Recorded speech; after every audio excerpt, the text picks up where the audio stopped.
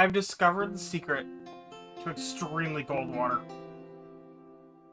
So you get your ice machine, right? You get it to make a batch of ice. You put that in the deep freeze. Get it down real cold.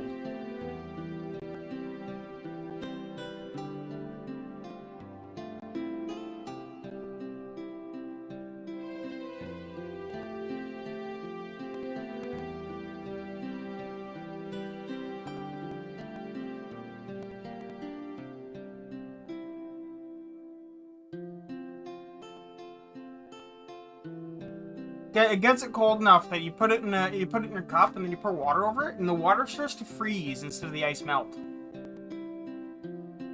It's kind of great.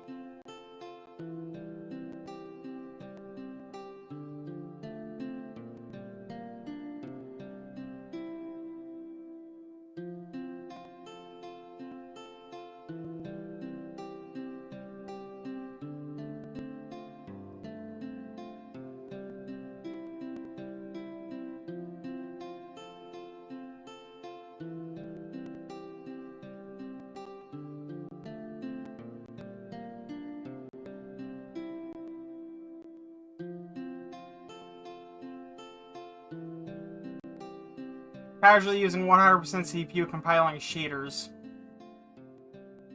So that's just kind of how it is sometimes, eh?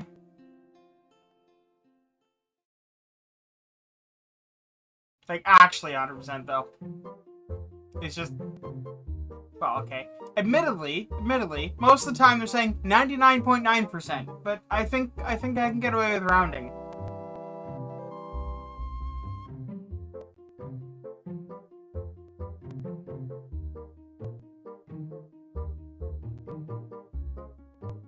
And I can appreciate Steam's desire to compile shaders for me. I don't have, stutters. I'm glad that Valve picked this up from emulators, because emulators did this first, where they would build a I'm pretty sure it was Semu that did it first specifically, where they built a shader cache from the game as you're playing it. Previously, everyone just threw away the shaders when you're done playing because they didn't, I guess, never thought it would be worth it. But the Wii U and later, the shader compilation hurts. Like, the Wii was bad, but it wasn't that bad. Shaders on Tegra, the Switch, and even like the Wii U, just because of the higher level of complexity, it was bad. It worked, but it was bad.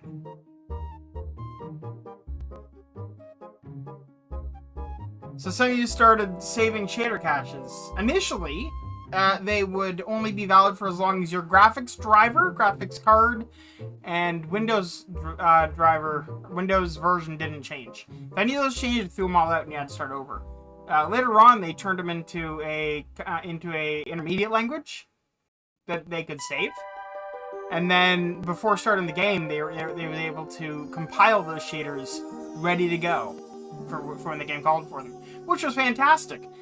You do have to, you should clear them if you update the game in the case of Wii U and Switch games, because otherwise you can end up with shaders that look the same but aren't, and that just messes stuff up.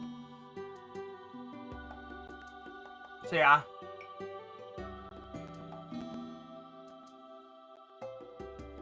The Steam Deck, you never have to compile shaders because they're all running the same kernel, same everything. So Valve just actually does that on their end. It just gives you a download essentially.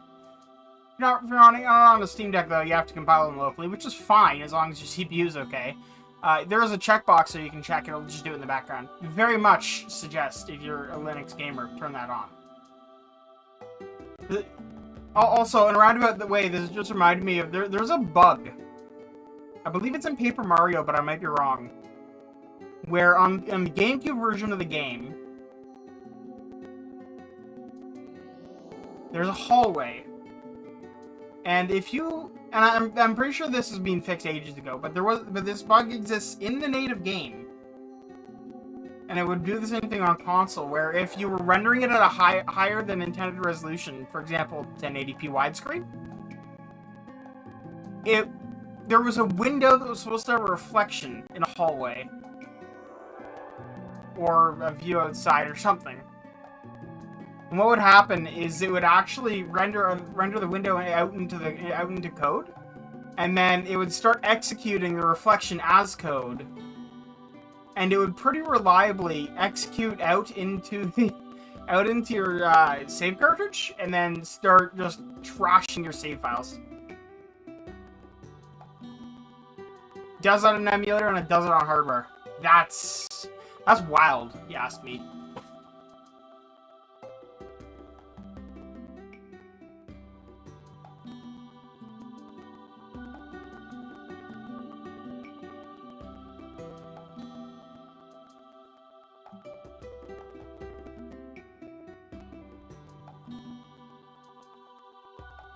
Because, like, realistically, that shouldn't be a thing. It shouldn't be a thing for that to happen. But in fairness, I would assume Nintendo never assumed that you'd be running the game at 1080p widescreen on a GameCube, so fair enough on not catching that bug, I guess. Still wild, though. The bytes just happened to line up just right to cause that. Like, that's... yeah.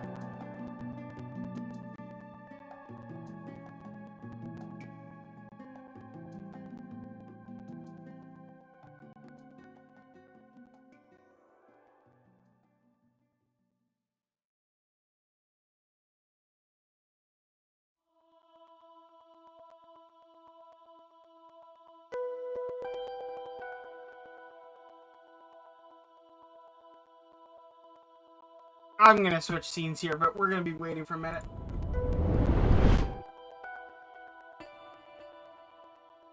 I just realized there's nothing to see because I'm using game capture now.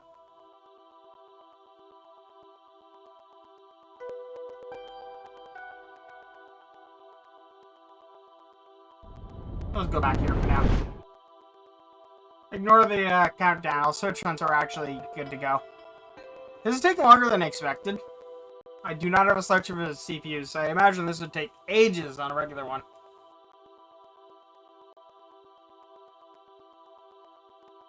By I mean like a quad core or something.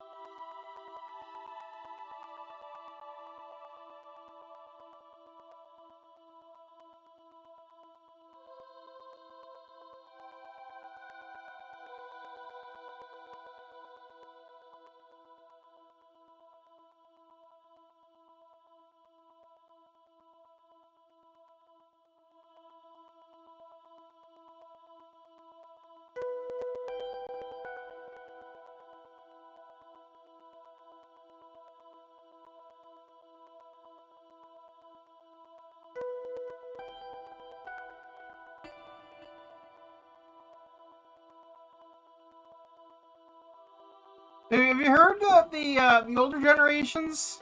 They're saying that millennials and Gen Z are splurging on a new item. This unnecessary thing called groceries. God damn. Like, if it gets to the point where the cost of living is so high that groceries are a thing you're saying you should spend less on, like, goddamn. Like, basic groceries, not expensive ones. Oh, they bought bananas. What a splurge.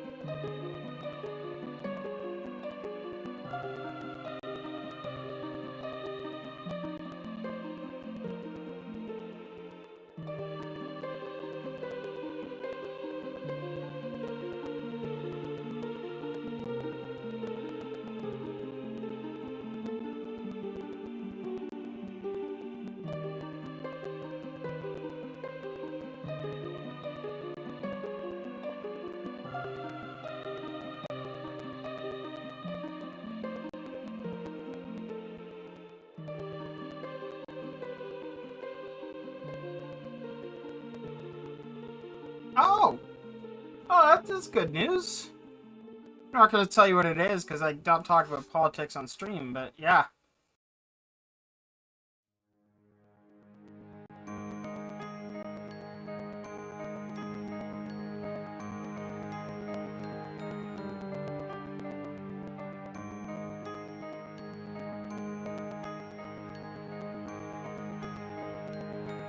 The Zotac RTX 4070 Ti Super Solid. Is that a 4-slot card? God damn. It looks like it's 4 slots.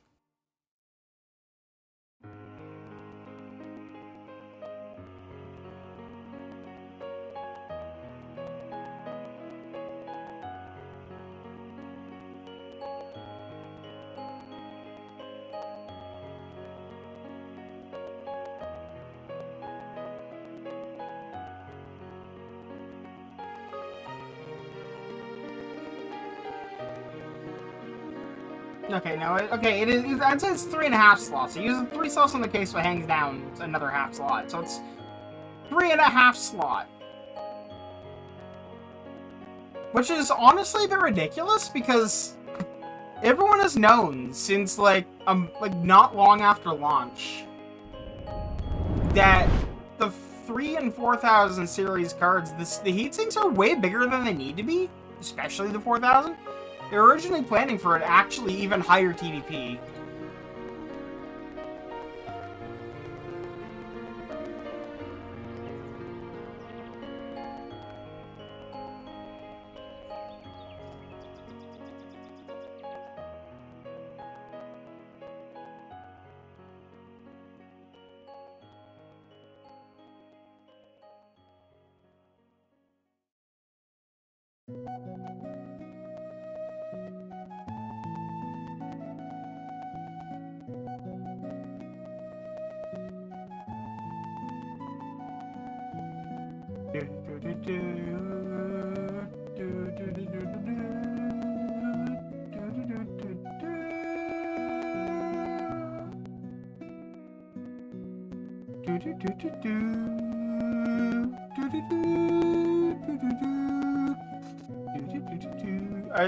I dig that they're pulling a movie trailer.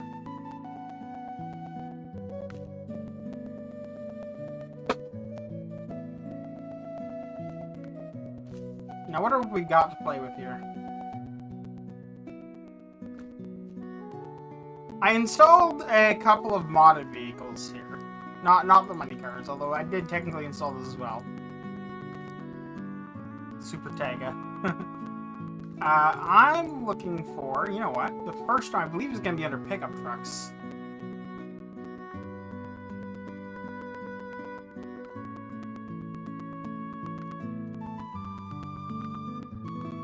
I'm curious. What do we have under scouts? Anything fun?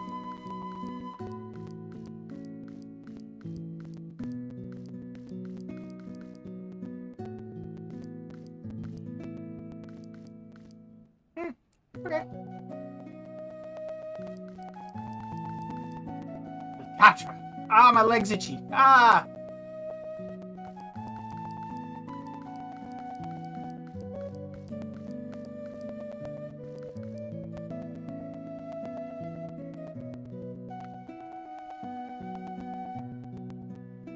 I wish I could sort by mod. Oh, mod's only on. Fair enough.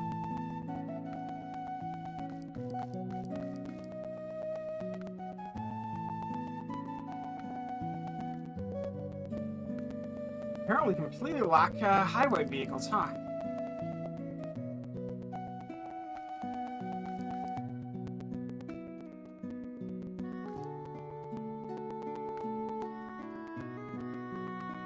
Ford F-750. Huh. I could have sworn I installed more vehicles, but... With the Wobble Goblin, that feels like a terrible idea.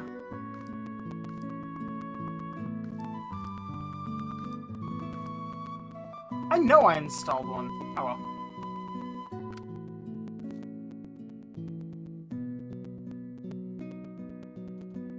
I guess I'm done Scandinavia, aren't I?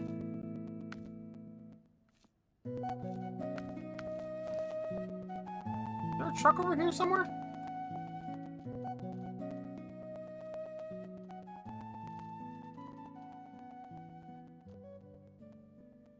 I mean, I guess I'm not done, technically, but...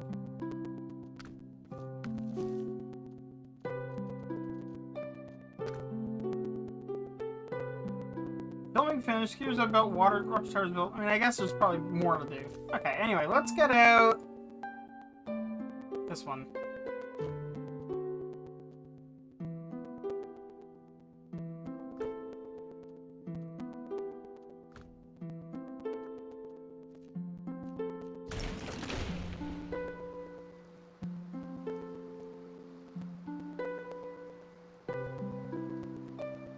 Wooden planks, 2 consumables. Let's go get wooden planks first.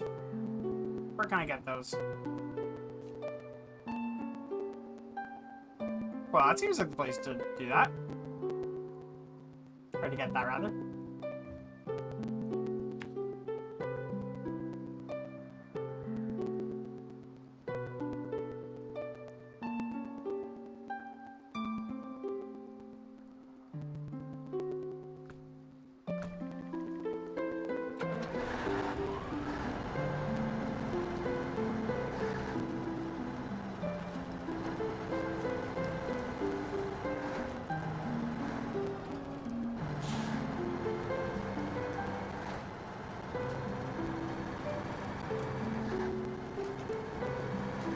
Love how it's tutorializing me out again like it's our first time playing. It's definitely not, and I could probably pick up on that from my save progress, to be honest.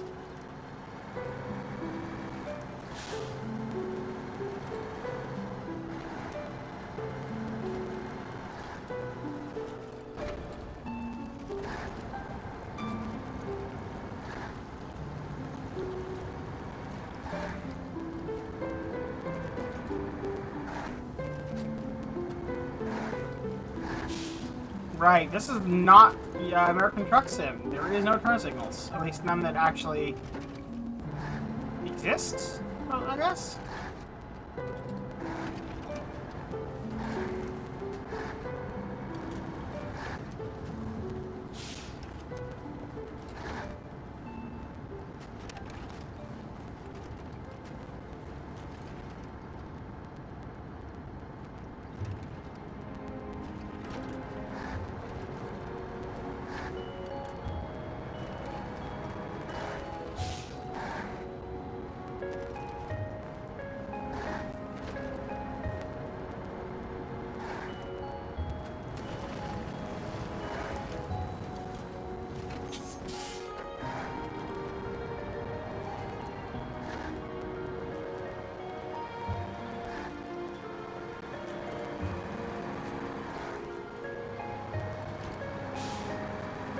This thing don't handle the road so well, not gonna lie. It's very squirrely.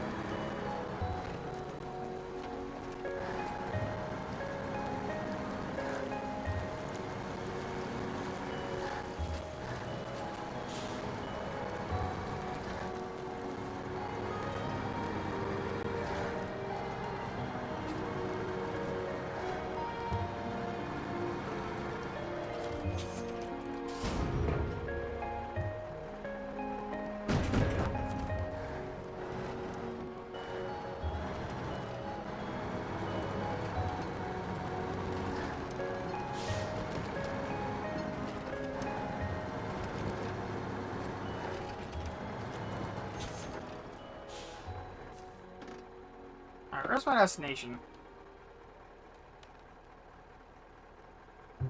Ah, there. Okay.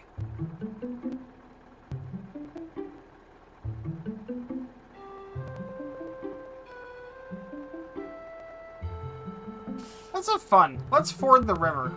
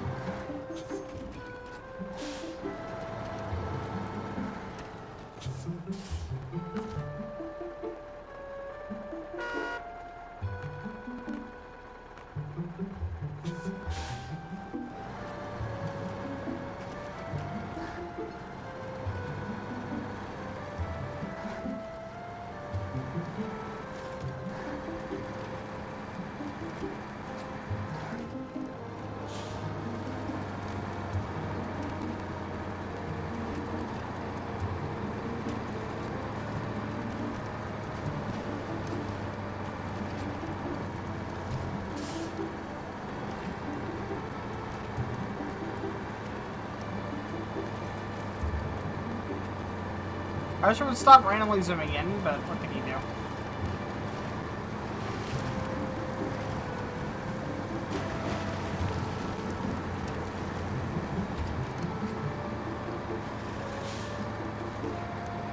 I guess technically you could rebind zoom off of the joystick, but you know what I mean.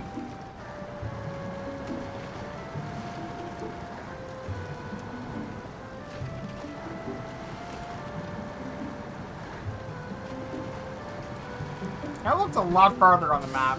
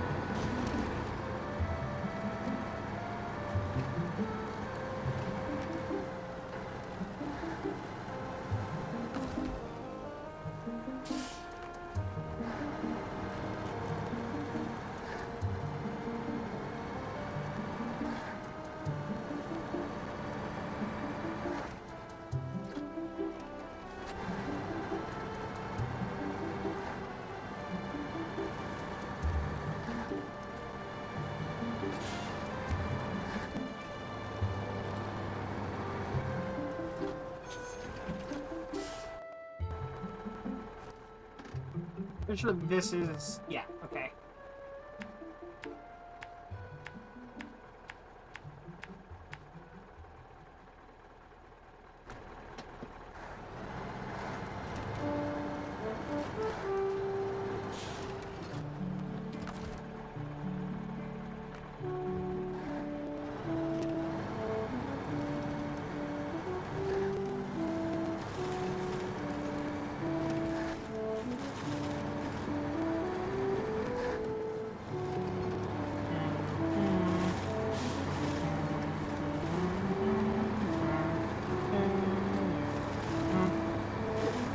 Excuse me.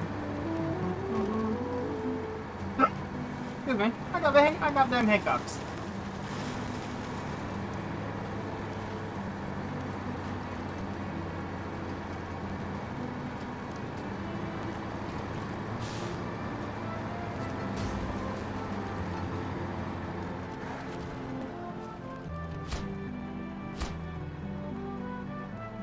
Alright, now we see consumables.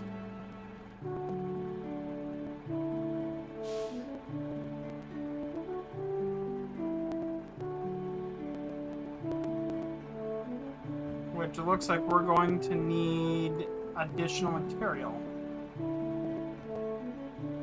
Alright.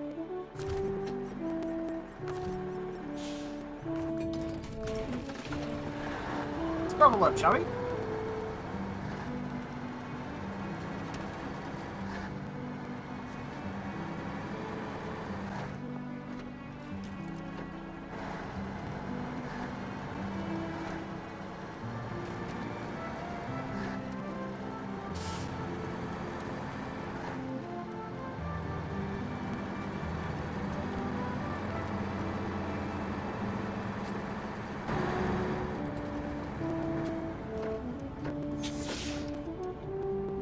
Right, this is the thing. Things like this should have a thing to fix them as well, not gonna lie. There should be like an option for like get a thing to fix that.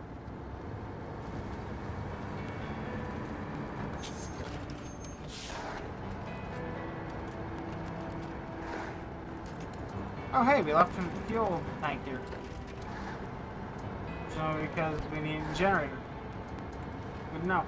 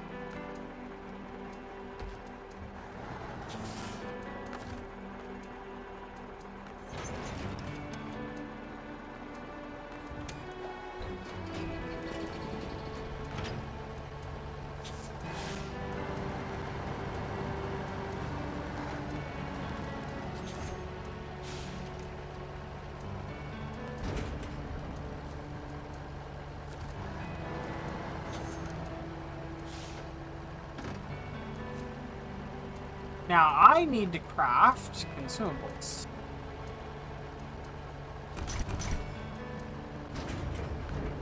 There we go.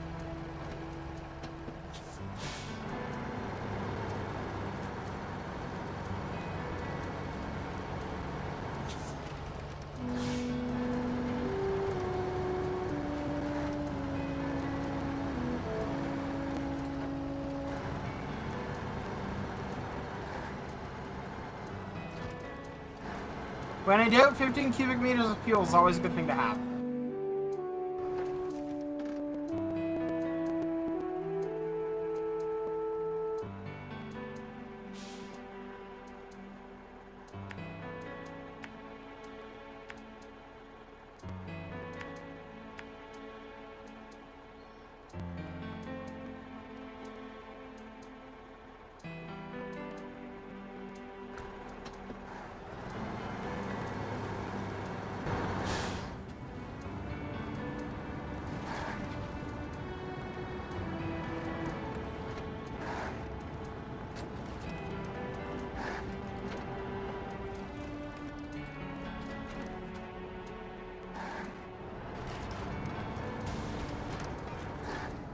Not so good.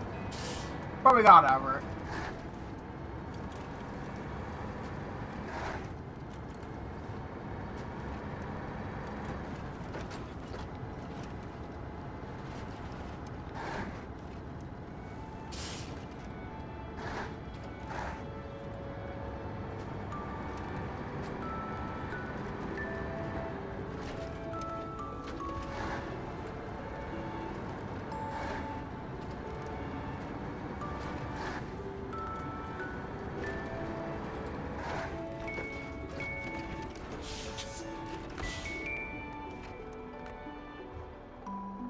Wait. Oh, we're already out. Okay. I said forward, not reverse. There you go. Truck has so much torque the game bugs out.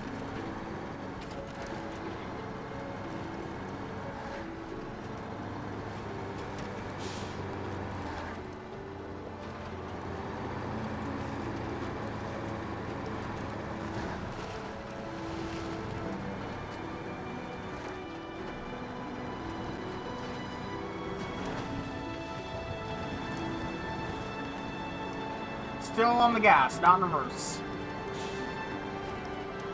You can tell because the back wheels are freaking out.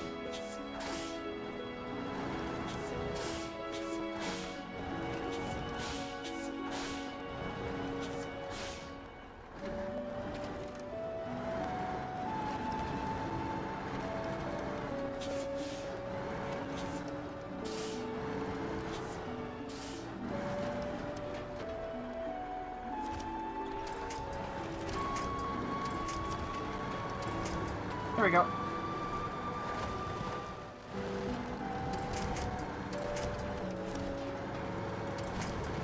Sometimes you just need to grab a tree and knock yourself forward, you know? I like to think that I just have a malfunctioning transmission that just knocks itself in reverse occasionally, and the only way to fix it is just slam it forward.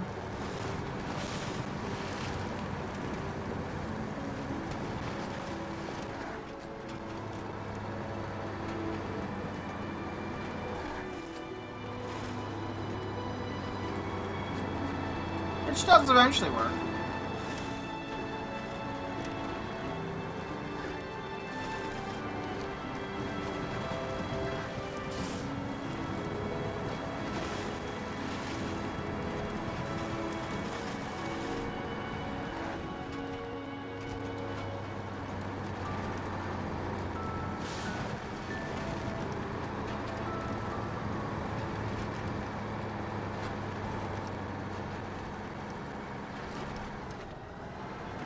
There we go.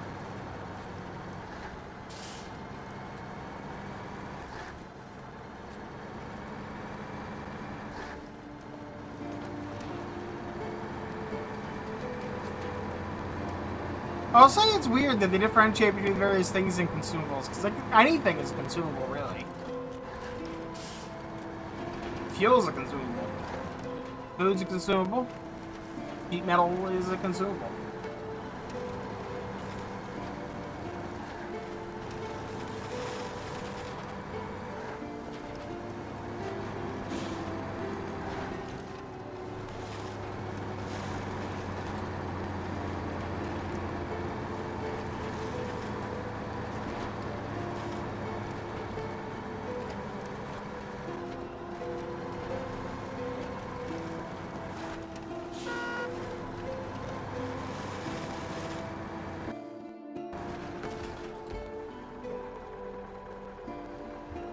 I remember how you turn on the lights.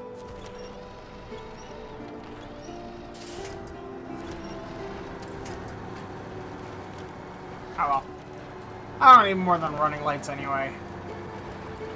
Also, I can just change the time of day in the menu, so.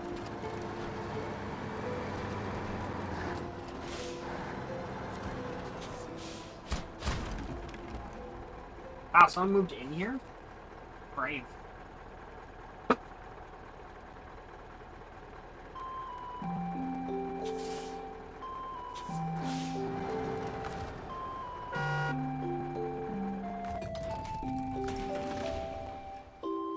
Short logs, okay.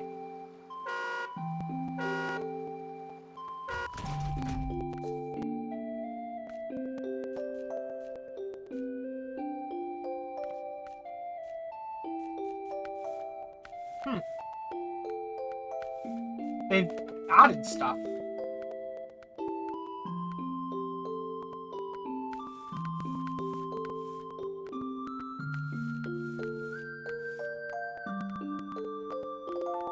That's good. I like that. Ooh, fog lights, beacons of fog night lights. Wonder why there's two of everything.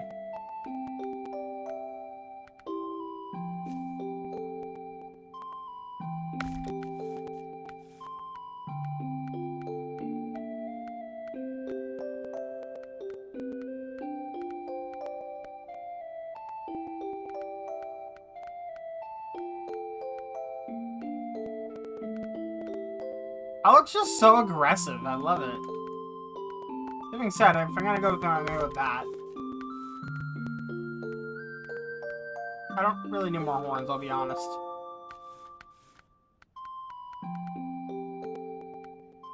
Oh, that's hilarious. My understanding is the game only checks for the end of the exhaust pipe when it's checking for depth. Of course, I'm not. No, hang on. Is that Grand Theft Auto? Either way.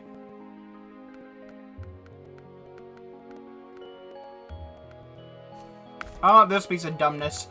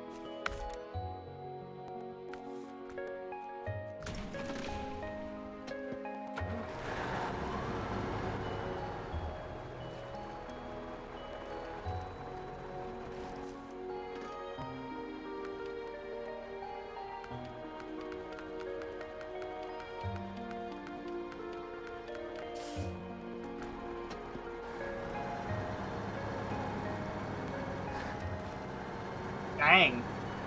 Don't know if that's a modder installed or if it's just part of the game now, but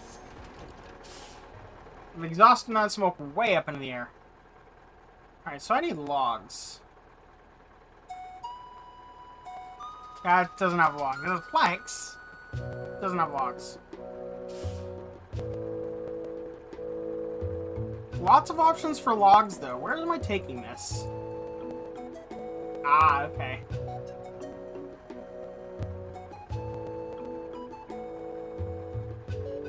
Well, I set myself up for logs, so I might as well go get logs first.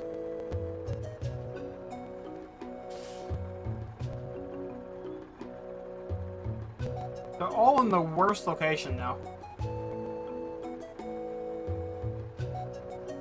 I'll just go over here and grab it from there. Okay, it's planks. Planks.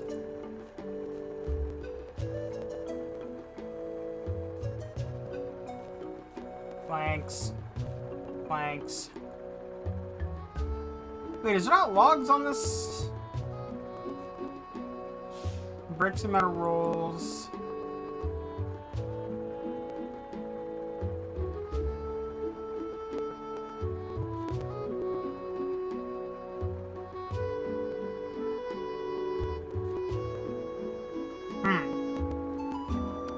Log station. Ah, there it is.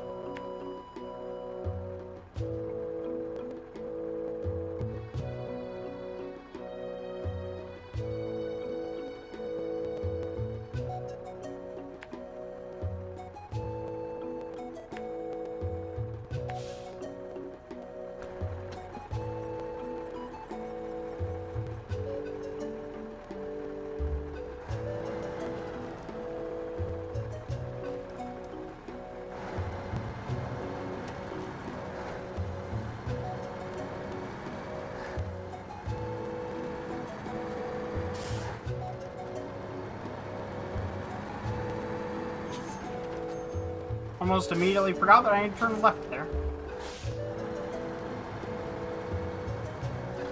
Yeah, that front end looks both far more aggressive and far more professional, considering what I'm up to.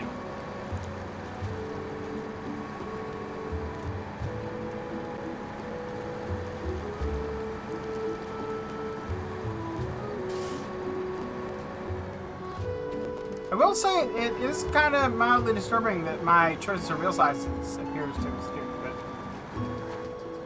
it's still pretty good. It do go room.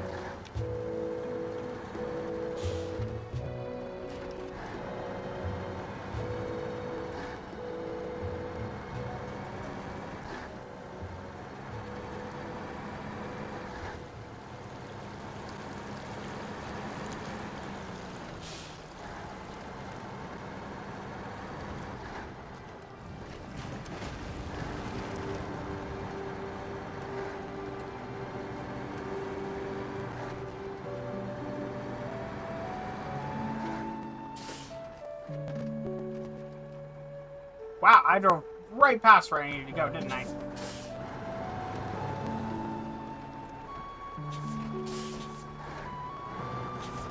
And now I've Austin Powers myself.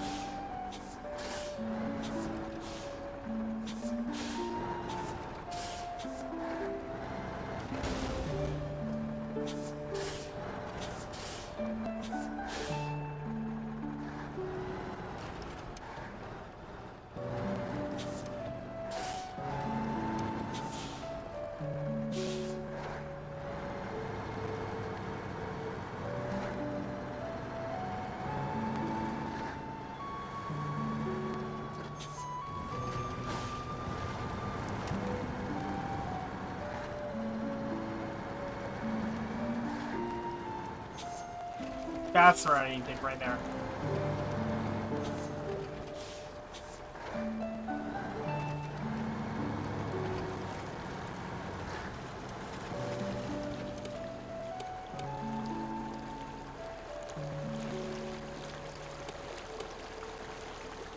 Wonder if that actually increases the total lumen output of your truck.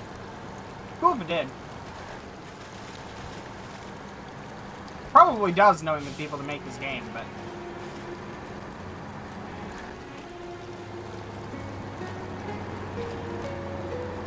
Also, who puts a log station all the way back here? There is plenty of trees close to the road.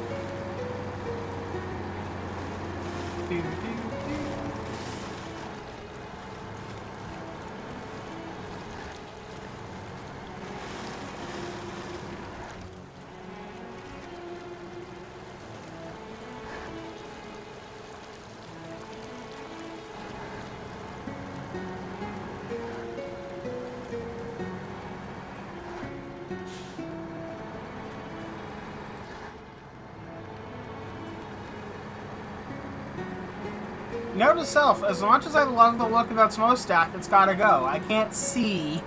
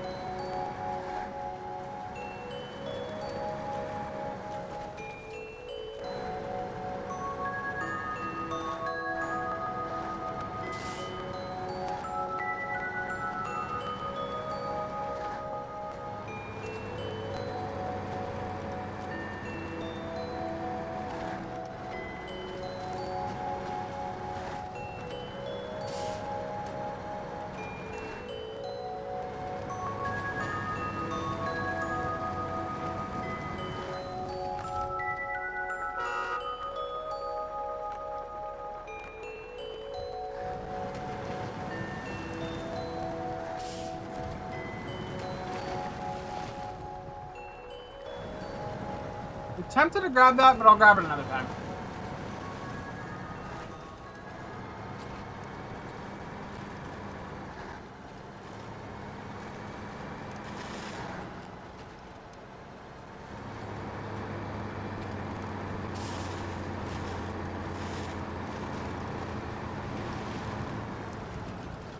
Also, I'm curious, so...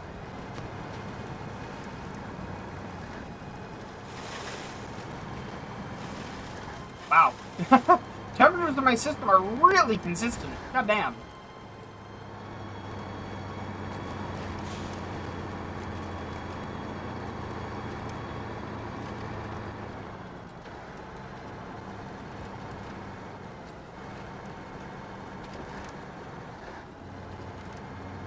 Consider whether the CPU is water cooled and the GPU is air cooled.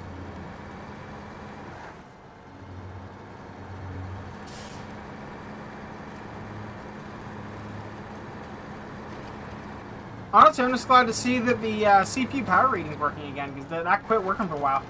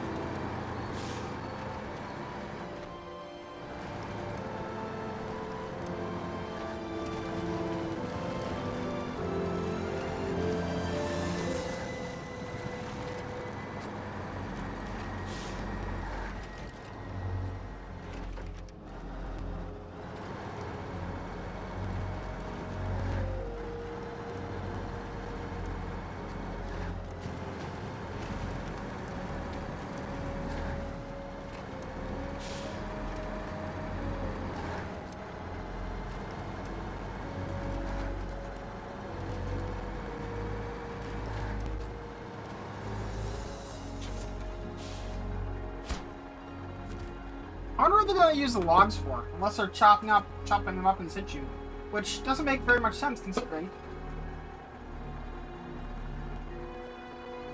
I'm about to be delivering logs too.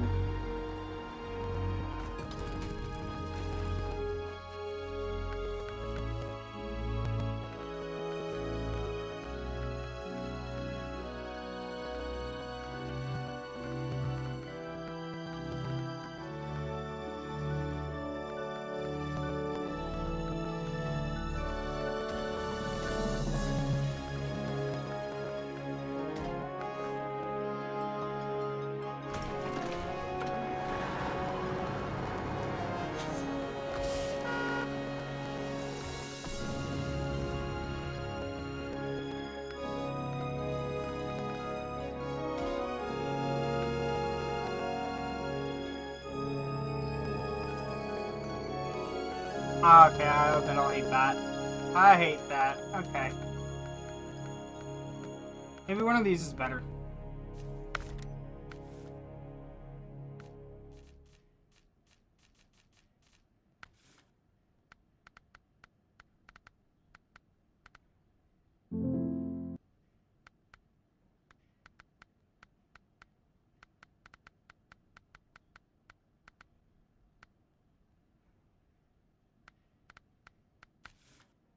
I'm on 47-inch TMHS.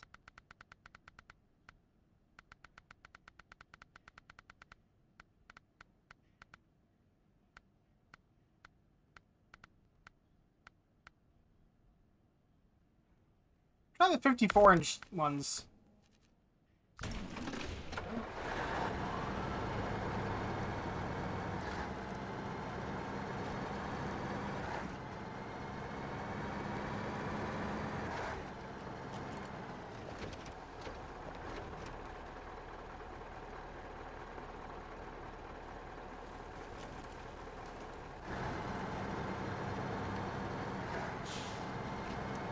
That is arguably not better.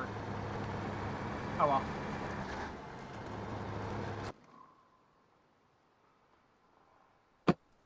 Got myself some blueberry tea.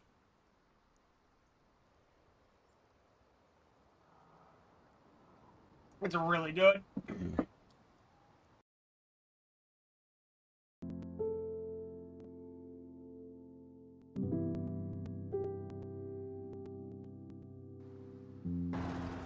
Five out of 7 levels of good.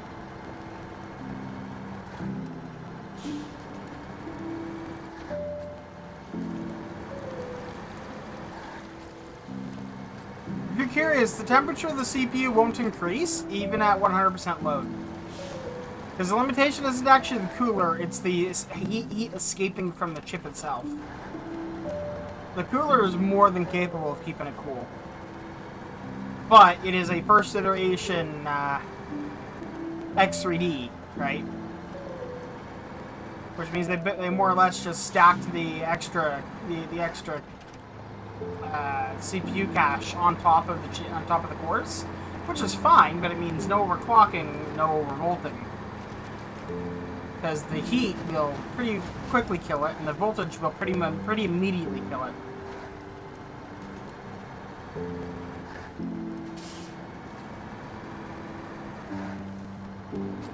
The extra cache do not like that voltage. Now, apparently, the 9000 series X3D chips might allow overclocking and overvolting. I would suspect they figured out some way to isolate the 3D cache in a way where it's not going to be an insulator or get damaged by the increased voltage. In which case, hell yeah. I'm probably going to not jump to it for very long, but... Should have brought a trailer? Is one around here? Not really. Okay. We will do 2 trips for wooden planks. That's not a big deal.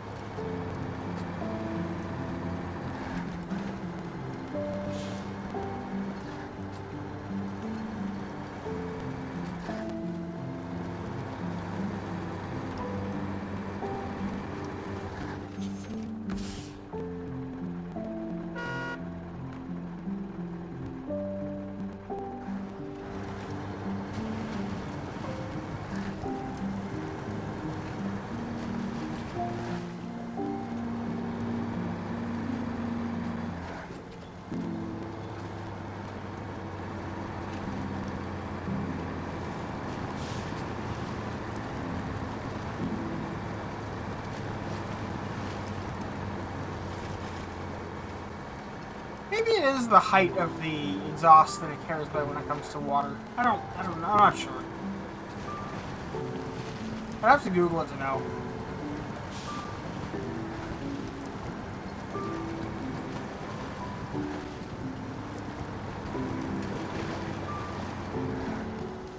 I know that there is hilariously some trucks You can just completely submerge and they're fine. At least for a bit.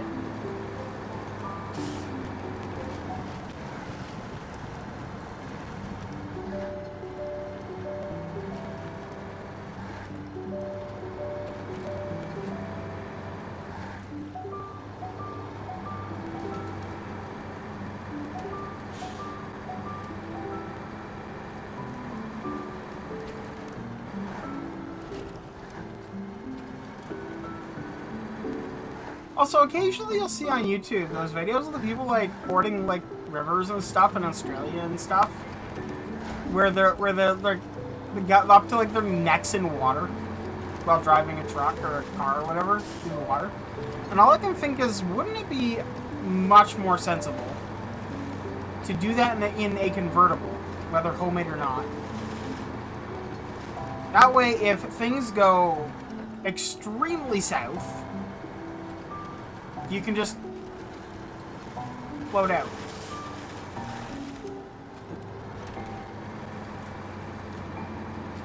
Hopefully it doesn't happen, but there's no reason it couldn't.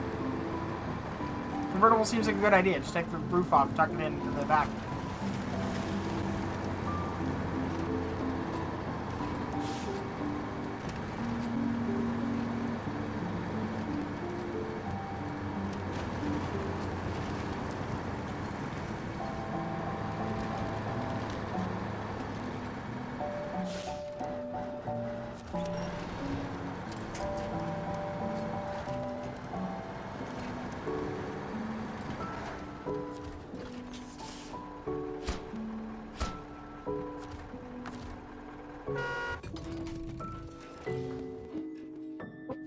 I'm curious.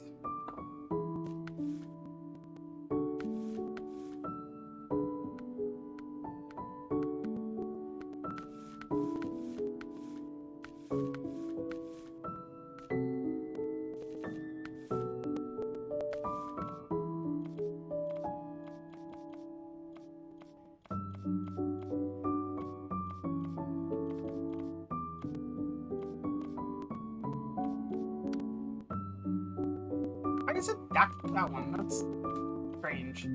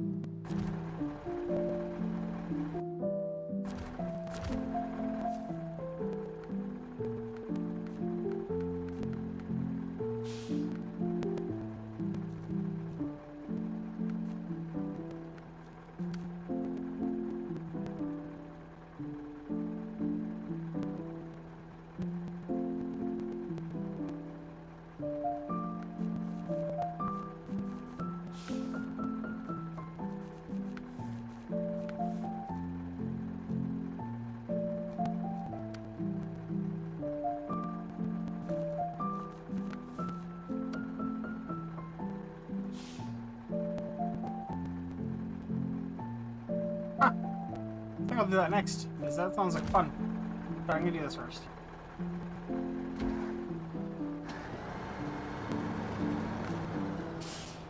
Throw a saddle high on this bad boy and drag that over.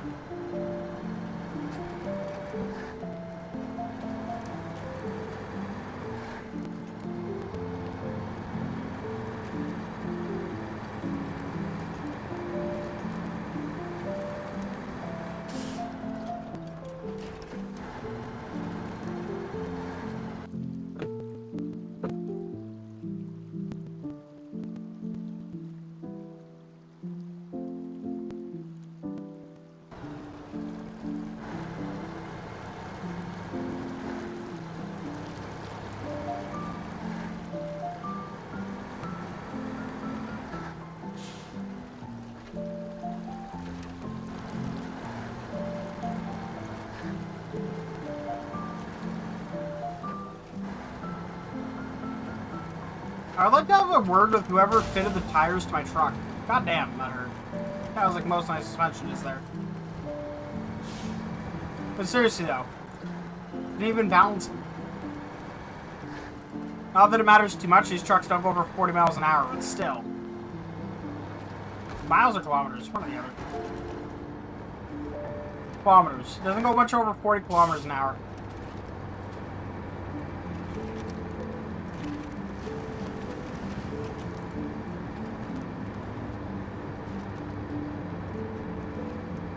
And in fact are, for some reason, absurdly difficult to drive at 40 kilometers an hour.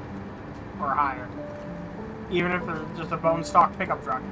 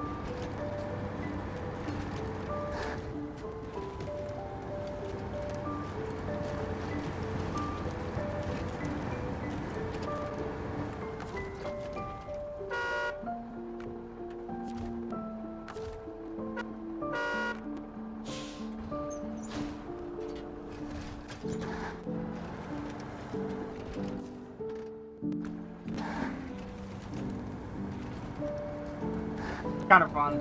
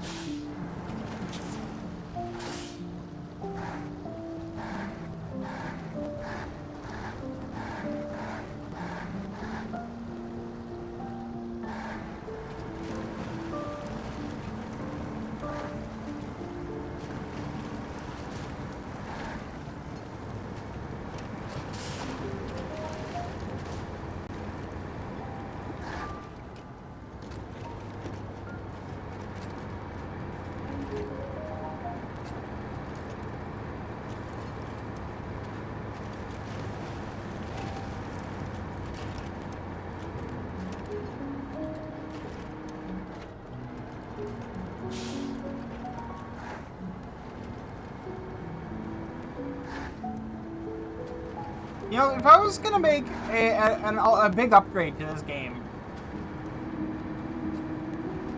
the only thing I would change really, other than maybe making the vehicles handle slightly better at higher speeds, and fixing the bug that makes this truck harder to drive than it should be, would be adding just other vehicles driving around the map. Just being a nuisance and getting in the way. Like people on like quads and other big trucks moving stuff around.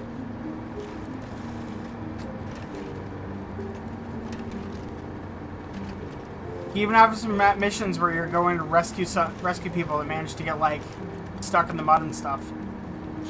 Like temporary spawn to like while you're passing type things.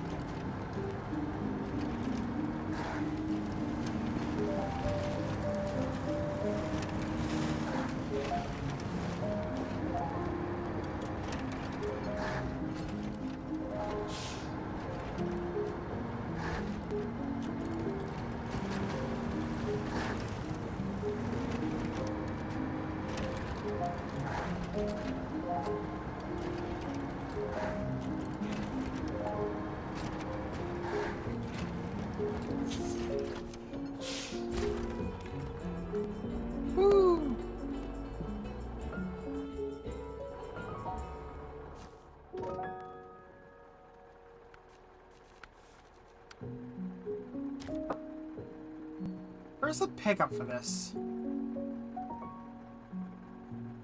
By the lake. Okay. So I'm gonna walk to recover my truck, put a saddle high on it.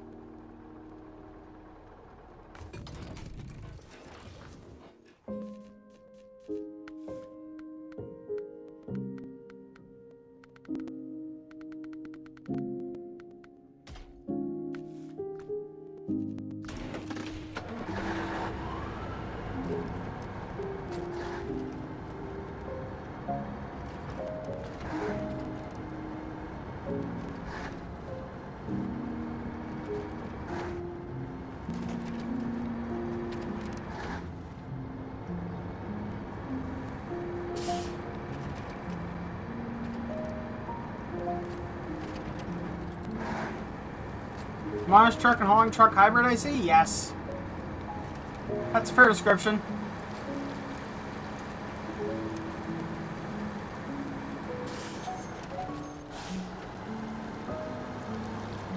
I mean, it does have 57-inch tires on it, so...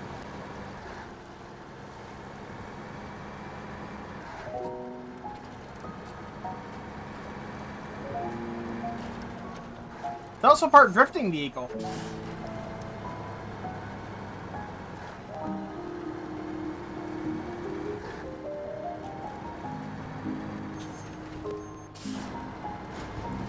Oh, very much so, yeah.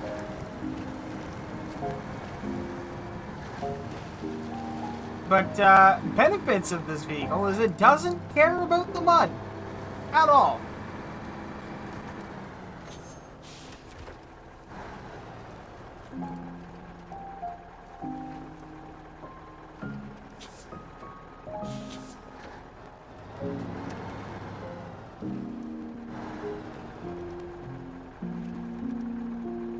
Oh, yeah. Trailer's too per...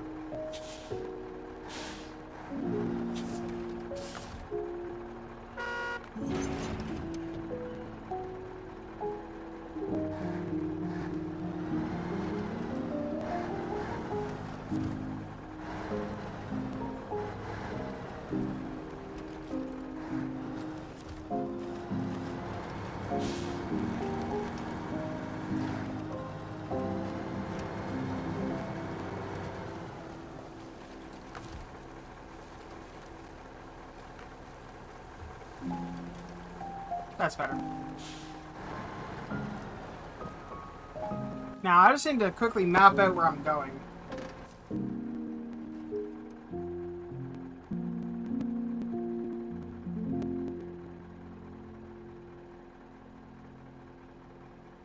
Aside from maybe a down bridge down here, it looks like I basically just need to follow the road. Sounds good to me. Have a sip of tea.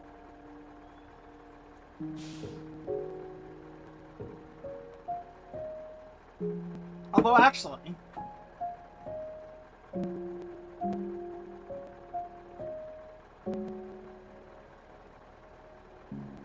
I think it would actually be far more sensible to cross the bridge and just take this road here. So that's what I'm going to do.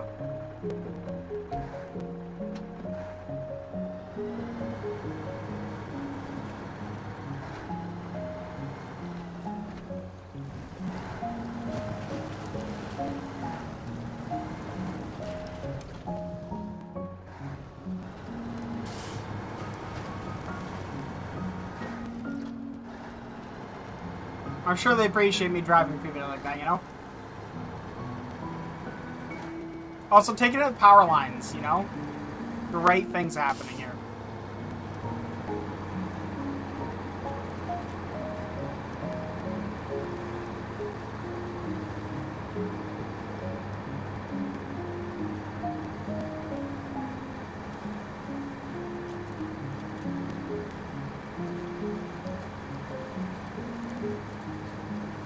You don't think these bridges are strong enough to carry this load, huh?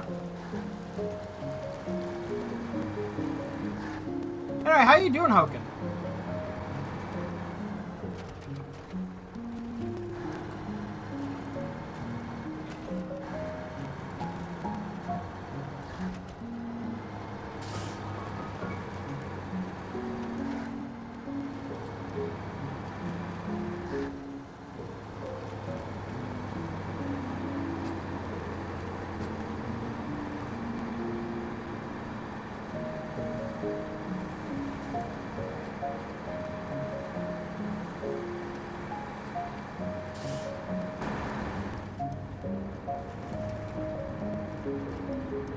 Because I'm gently dying of heat exposure right now. It is way too warm in here.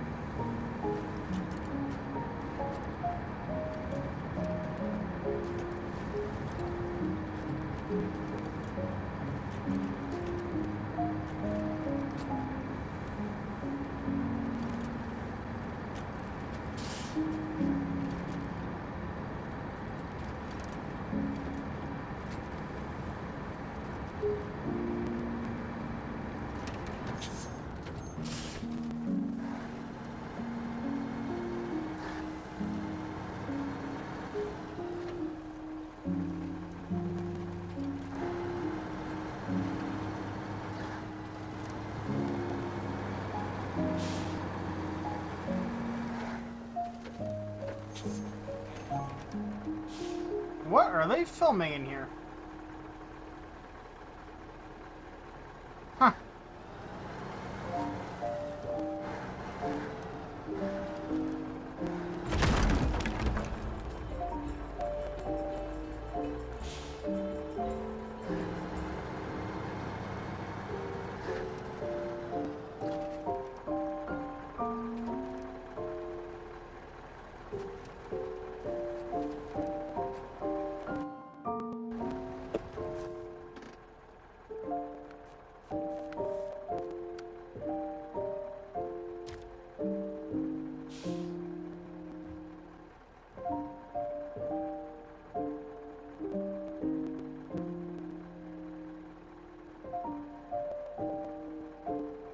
Well, I'm gonna go this way just because I want to see if there's any bridges that need to fix there.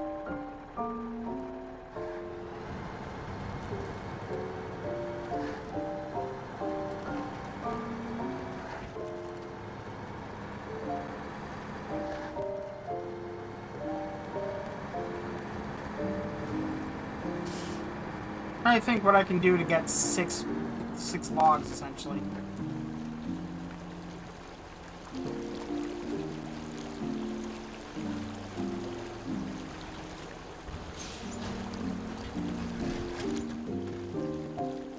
Okay, looks good.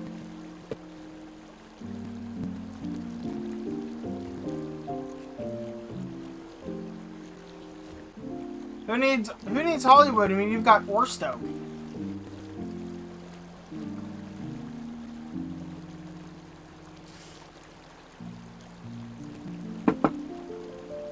Silly guys, that's who.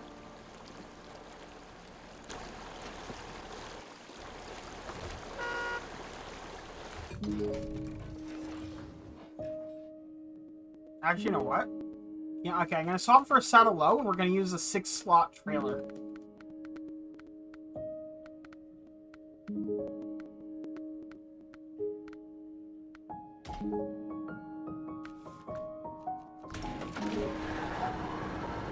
I'm fairly sure that's a saddle low add-on.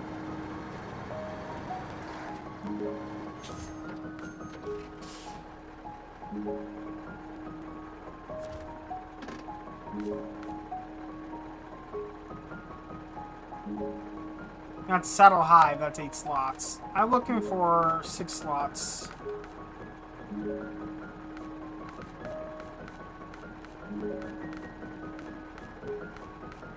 4, 5, 2, 3, 1, 4, 5,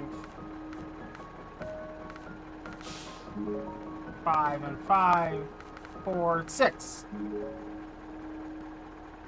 Long flatbed gooseneck, sure, works for me.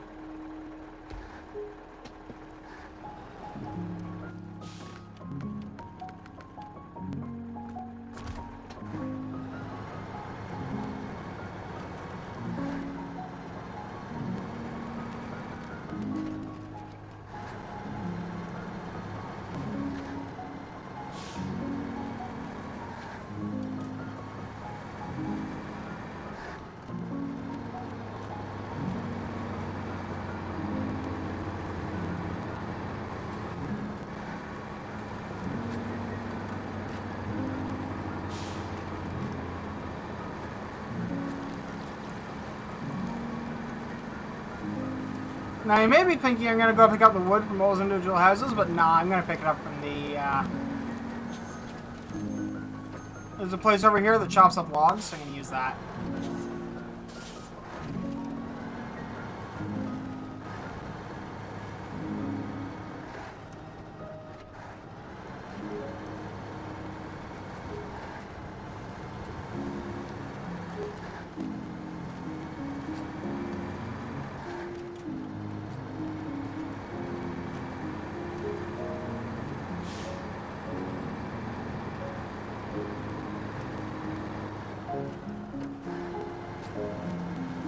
That trailer is so going over the edge. But that's fine.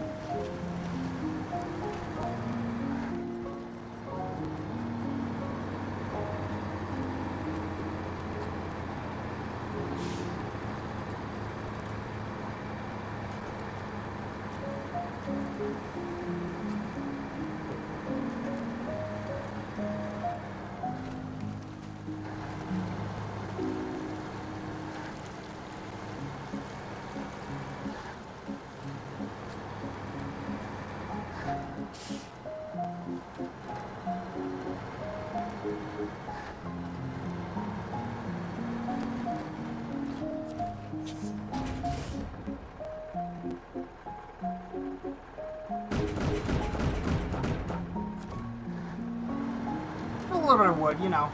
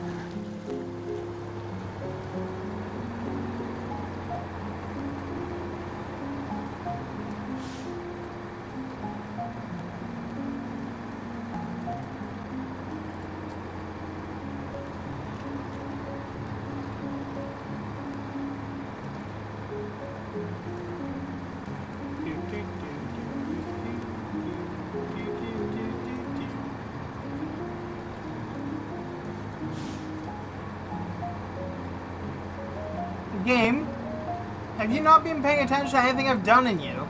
You don't need to tutorialize me on how to attach a trailer right now. The fairly poor piece of judgment just there.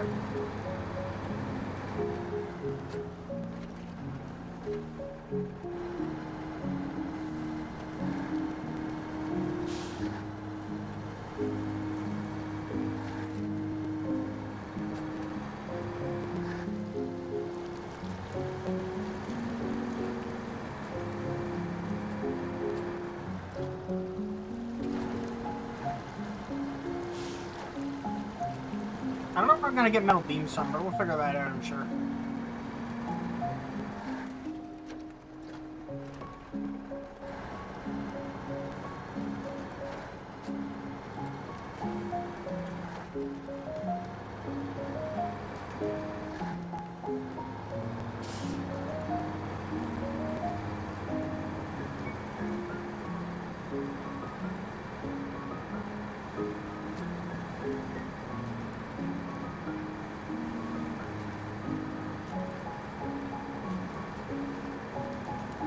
Can we talk about how much the trailer would not move like that with the amount of weight on it? I'm doing 40 kilometers an hour. It is not sliding over behind me.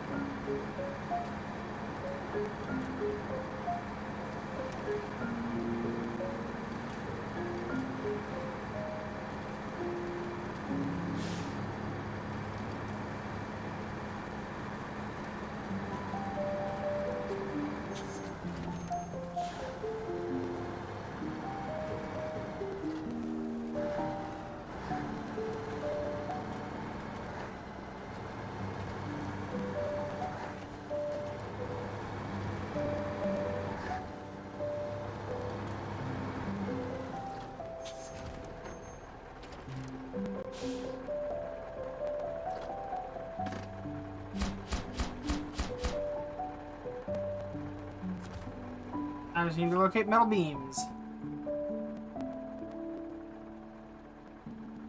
That makes sense.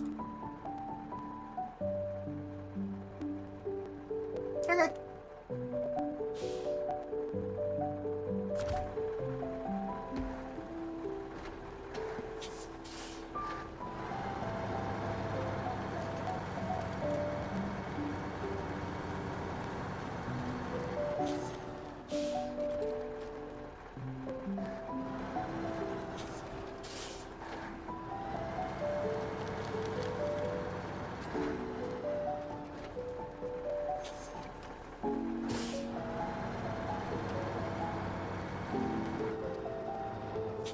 Uncle Andrea Pizza, huh?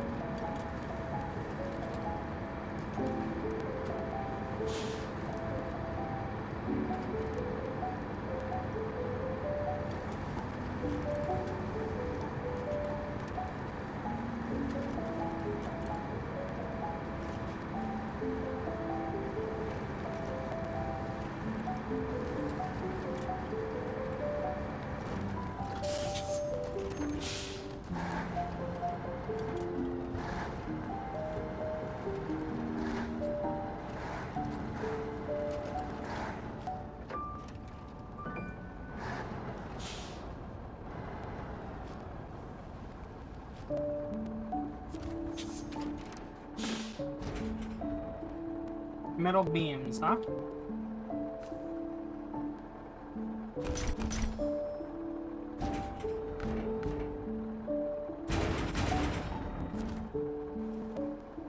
All right.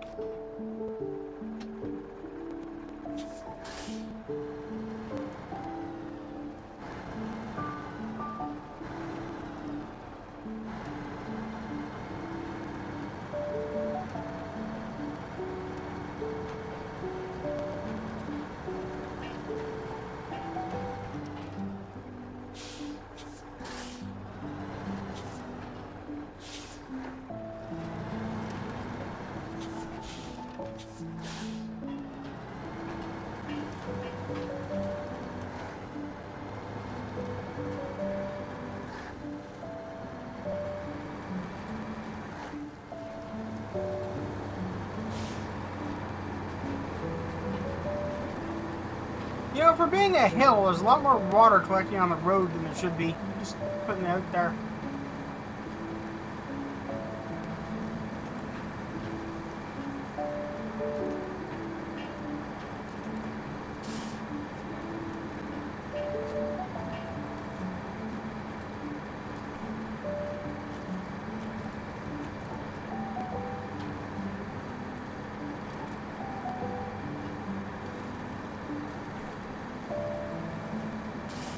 Also, you'd think they could send somebody down the street to pick up metal, but I guess not. Paying us an exorbitant amount of money to do it.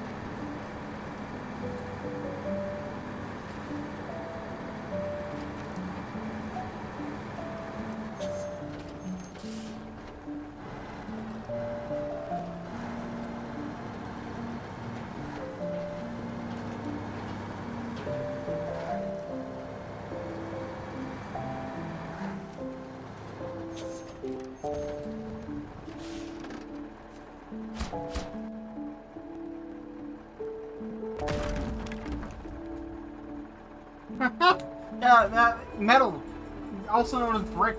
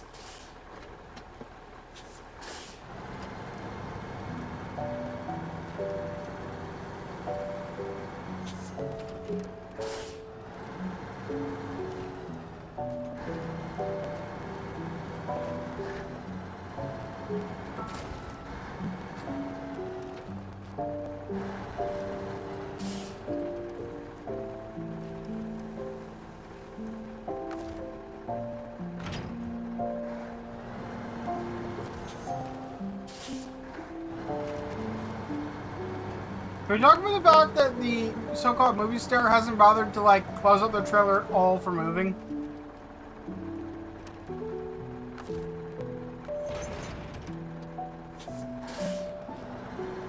This is not how you transport a trailer. You put the sides in, you take down the awning, like, come on, guys.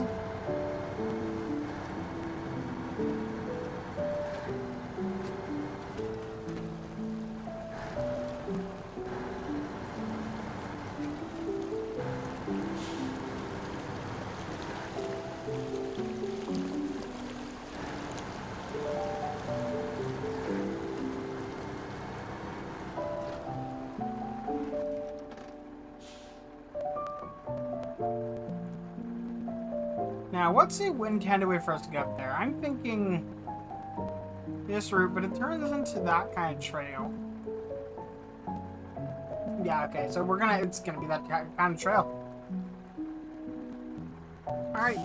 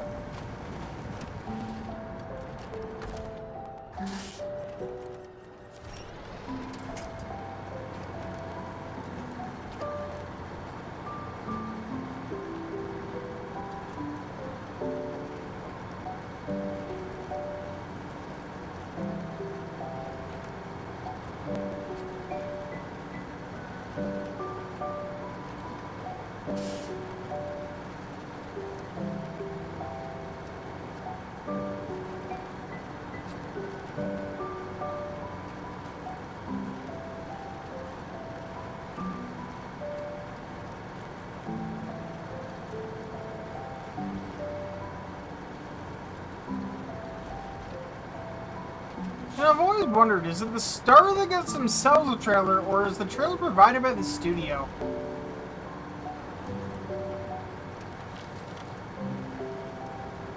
Like, generally, not in every case, because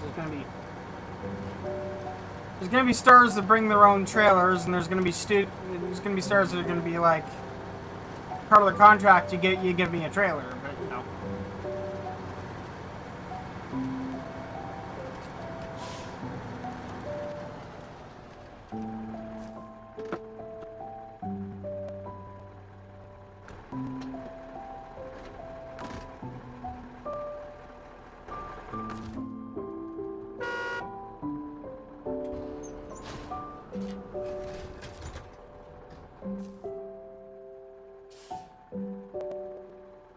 Okay, so it's worth it just to continue on the road I'm on. Got it.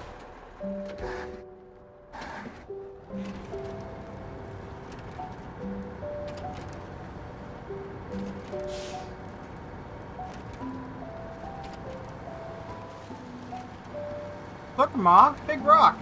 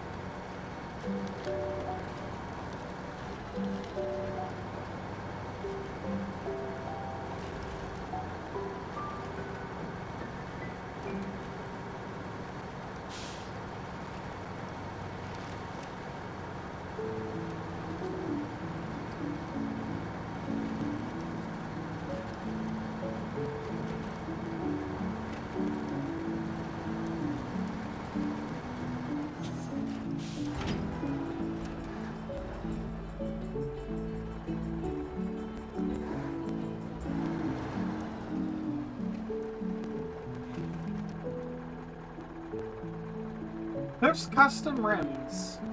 Well, I guess if you need a custom rim, Fliff's the guy to go to.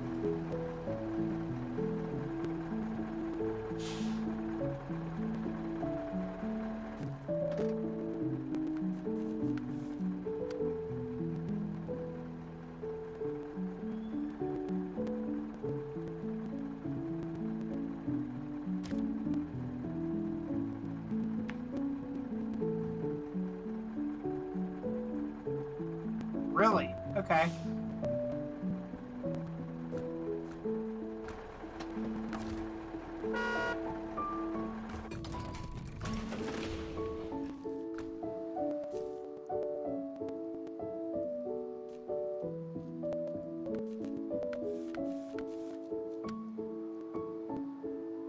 It's a scout trailer. Okay.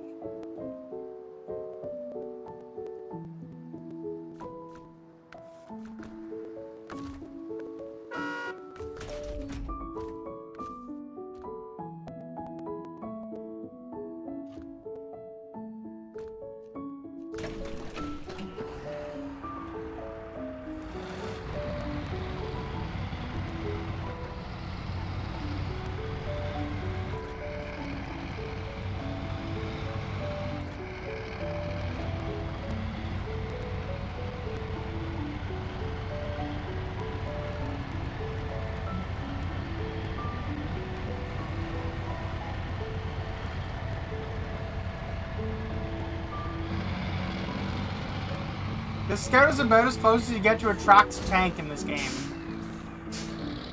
As you can.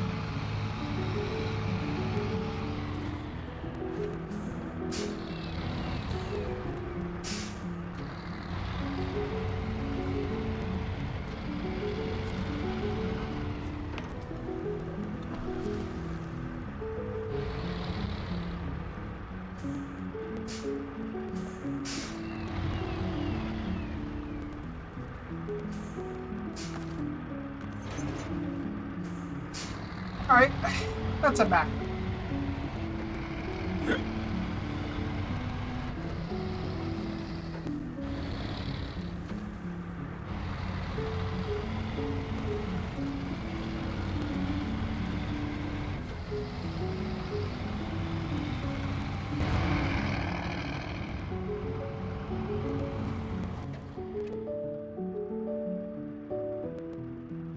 Next one.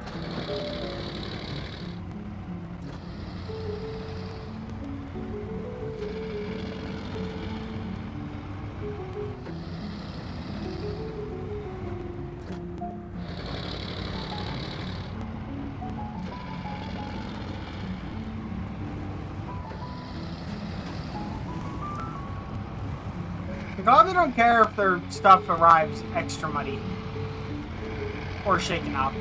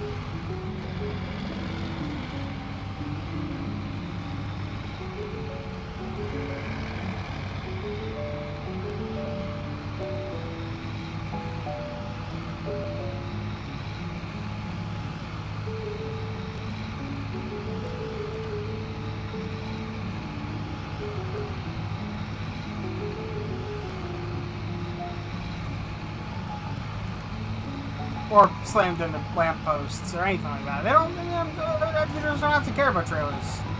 Just the truck.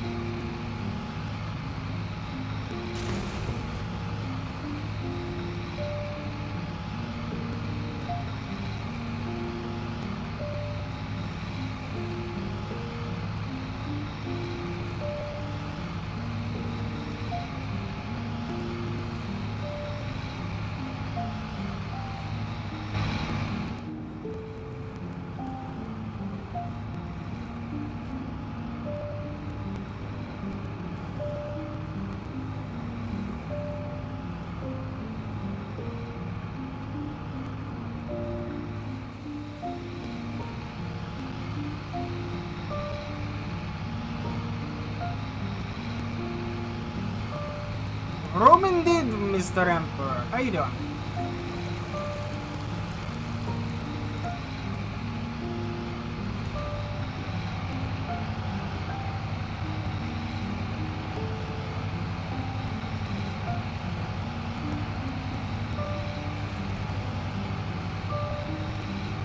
I wonder, can I just... Other than this tree...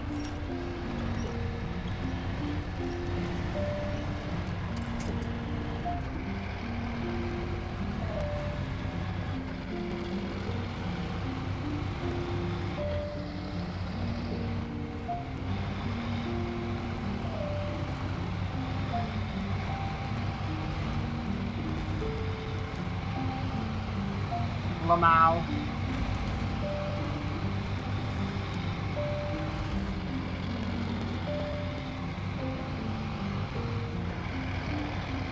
This thing is just so good, you know that?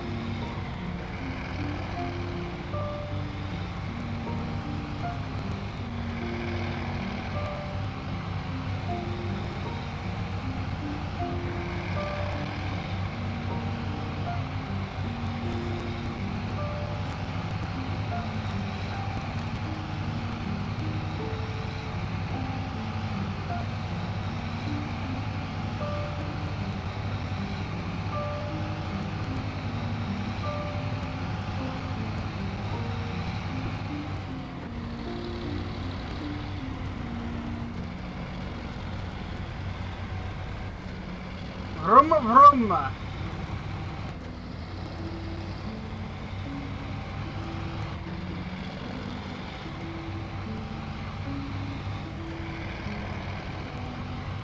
Through the mud we go.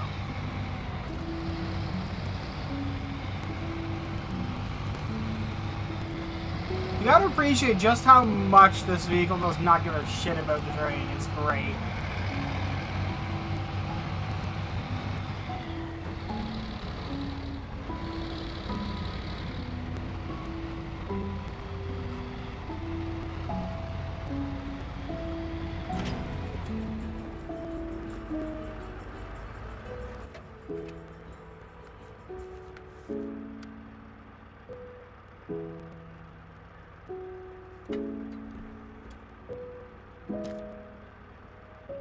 Saddle high and a crane. I can do that.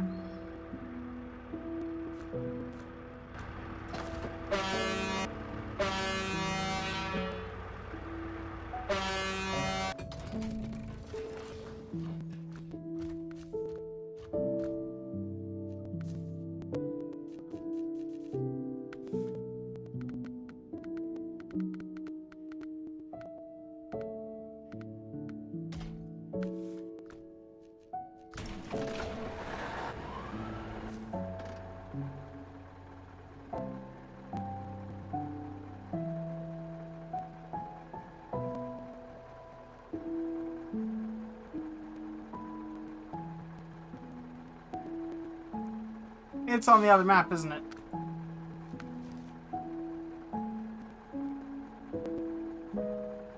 Yes, it is.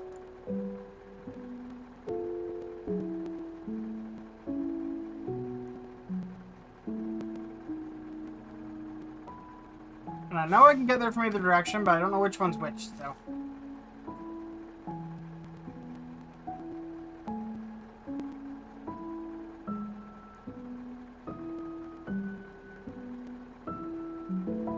Might as well do the easy one.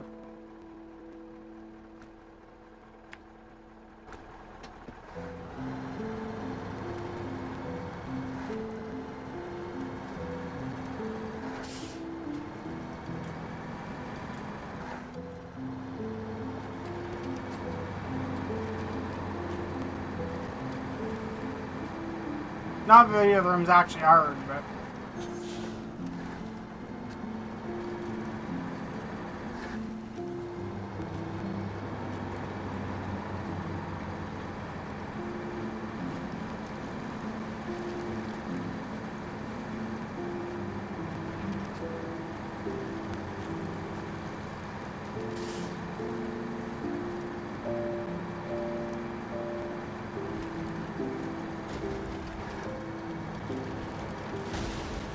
You know, I'm pretty sure it's not how physics is supposed to work. Especially with an object quite this big going at quite these speeds.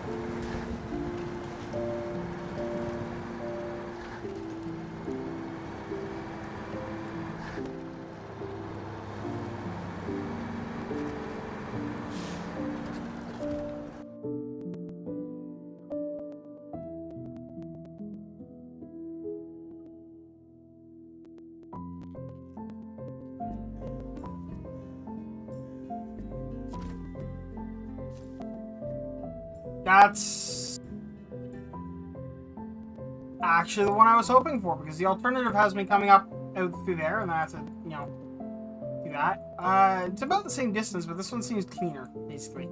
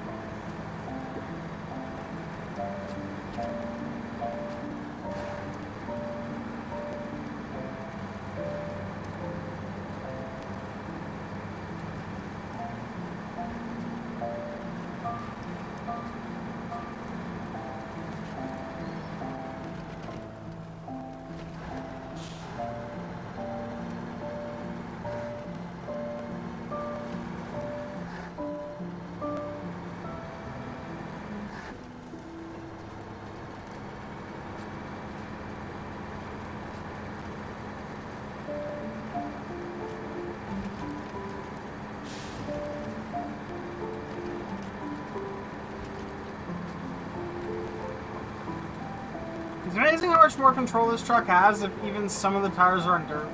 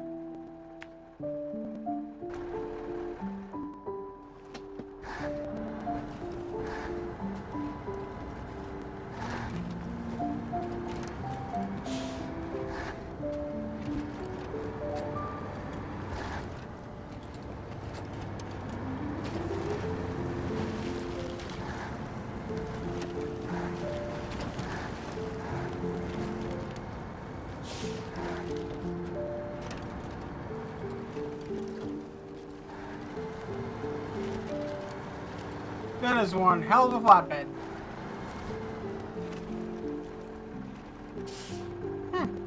Neat.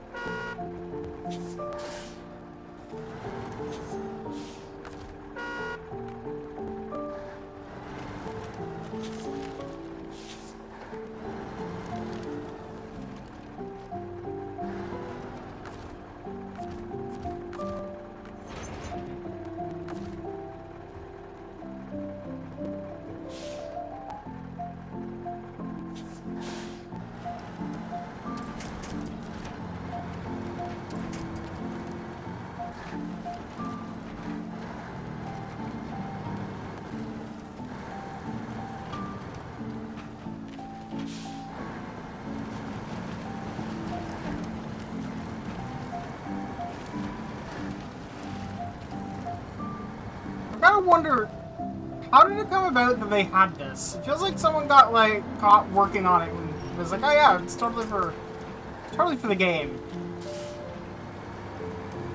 You know what I mean?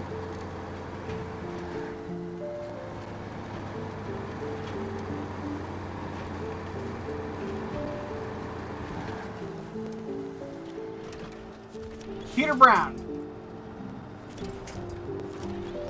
Jen Johnson? Okay. I'd be okay with more Peter Browns. I'd be okay with that. Just because he played a really fun, weird, awesome game.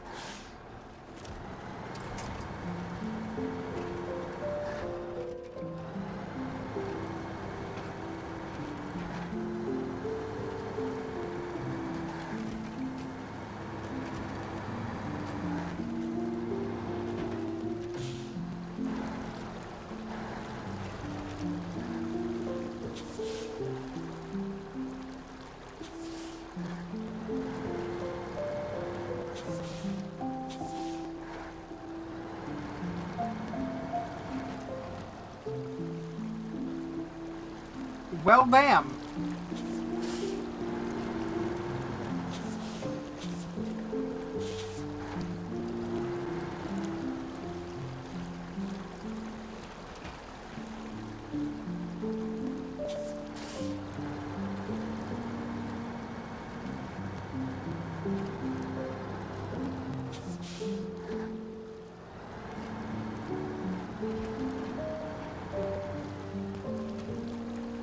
Yeah, that's not happening. Okay.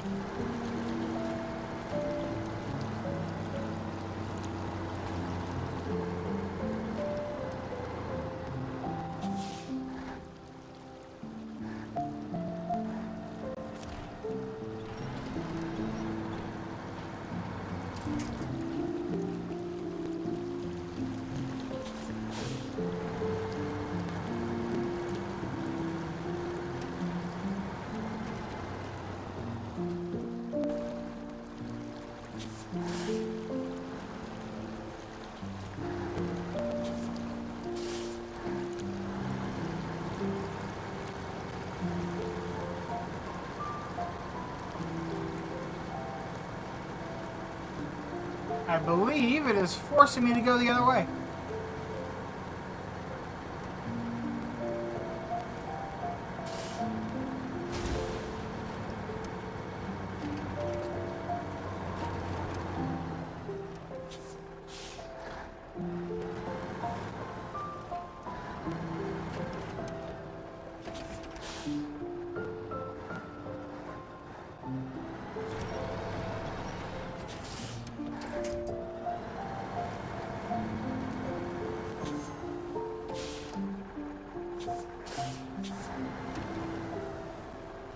Thank you, game. The tutorial, definitely. Topaz not in the room, Peter Brown's a game, but voted wrong in the finale. I agree entirely. If Topaz hadn't been there, I think Peter Brown had a solid chance of winning the game, just outright. The way he was playing was fantastic.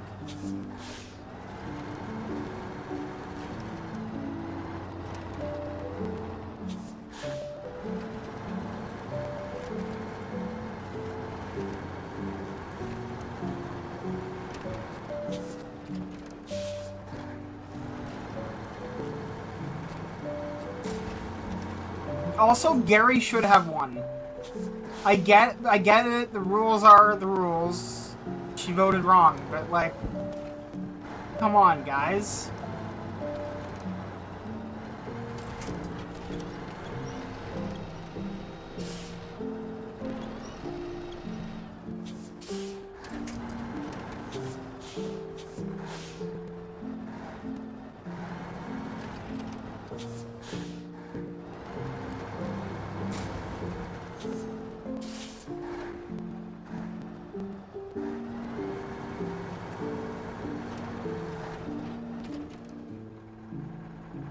Yeah.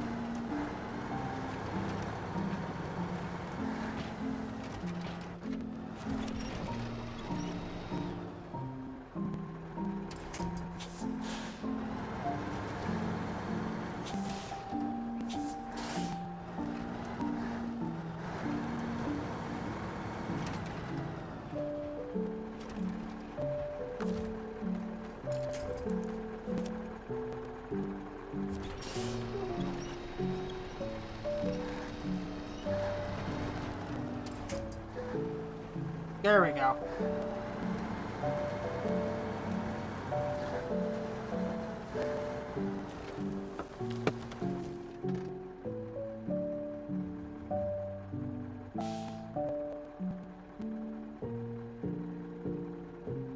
Alright, straight on to morning. Hopefully no bridges that are too wide for the this trailer.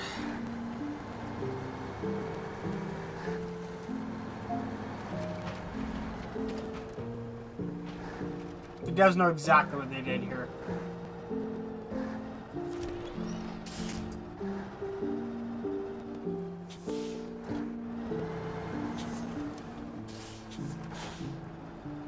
Gary would have been the first house guest to be evicted and still win the season, but now we have BB25's Jag with that moniker. Yeah.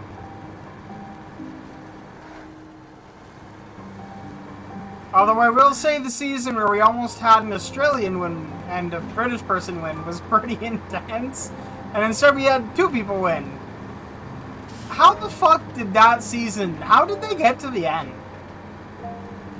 You have 2 people that are playing as the same house guest, playing both sides of the game, both sides of the house. You have a person that's not, and the other 2 people are not Canadian on Big Brother Canada, and somehow those are the 3 that make it to the end of the season.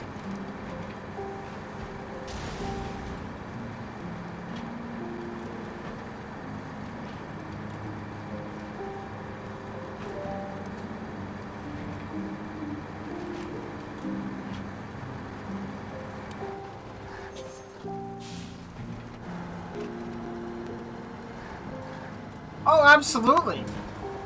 Tim fucking rocked it. I have nothing but kind words to the guy. He did a great job. But at the same time, he was playing a different format of Big Brother, which he nailed, by the way. He managed to evict people without getting blood on his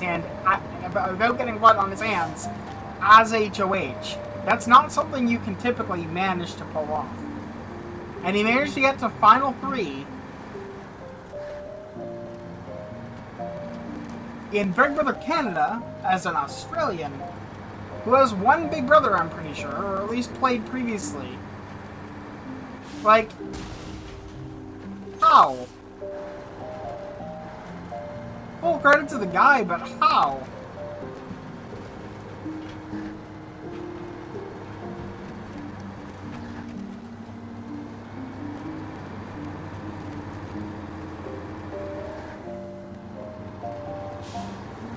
I don't know if he won his original season, but still.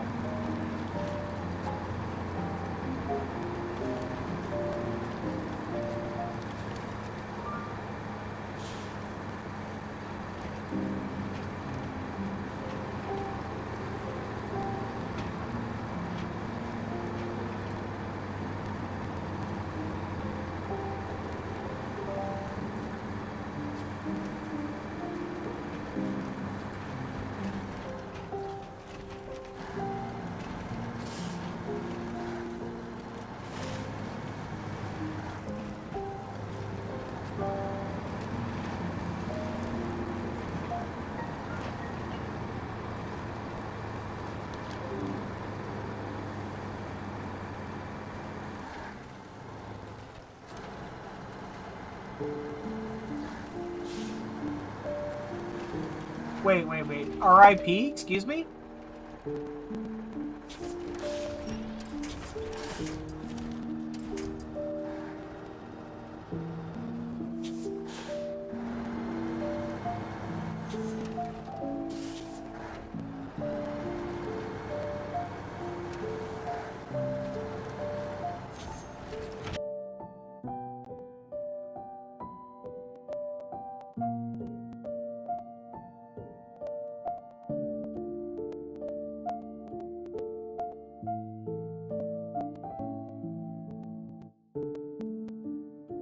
Oh, I had no idea.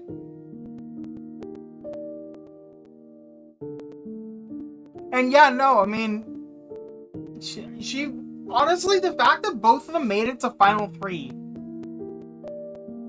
along with somebody who was 2 people, which I'm just putting that out there, shouldn't have happened.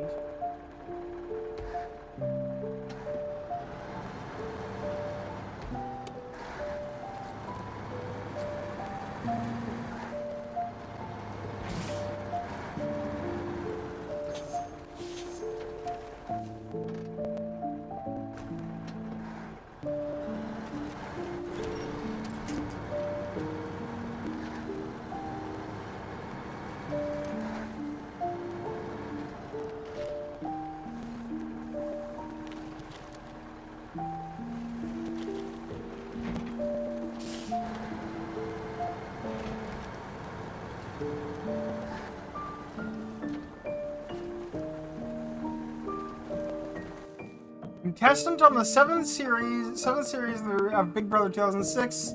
Finished in 5th place. Then she got her own reality series, Princess Nikki. Won a national television award for most popular TV contender. 2010 won runner-up in Ultimate Big Brother. In 2015, she appeared as a guest housemate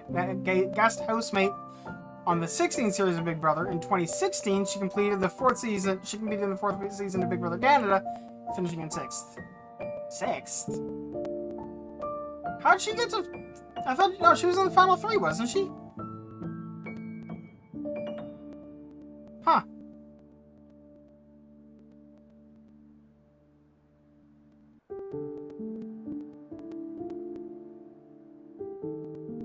I could have sworn she was final 3. Either way.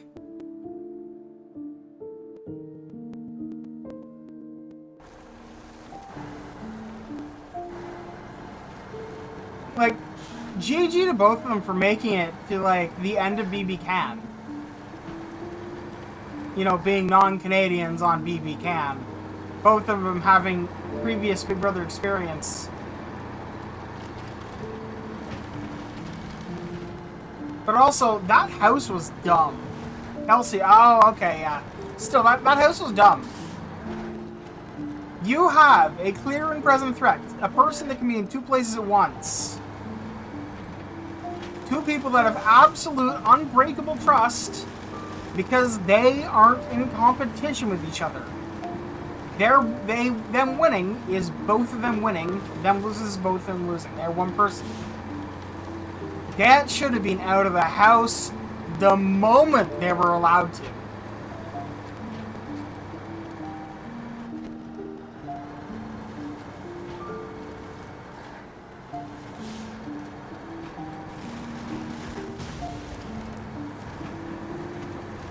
Instead, those brothers played that role just so well.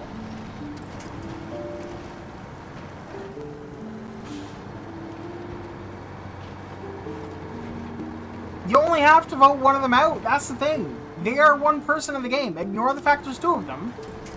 Take them out.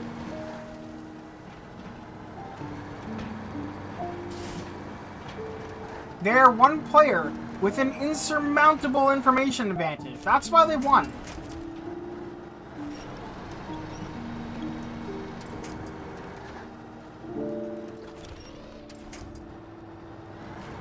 They played both sides of the house, individually joined, what are they called? Alliances. But because people thought of them as 2 people. So neither side of the house is willing to vote them out because they don't want to take out their alliance member. It's that power, having 2 people play as a single person, was incredibly broken. I'm not faulting Big Brother for it. I think it was fantastic. I'm faulting the players for not going, holy shit, we need to get rid of them now.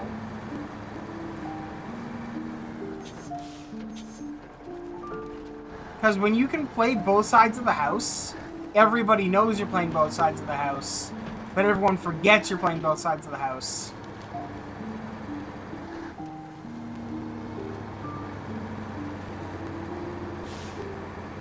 At that point, like, they need to go because they will win the game.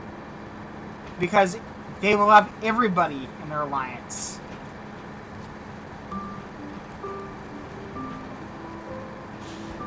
If it was a house full of twins, that's still just twins. Why, did you get a fangirl?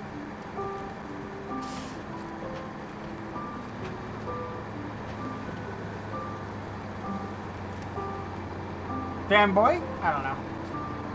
Fan Emperor. With prawns.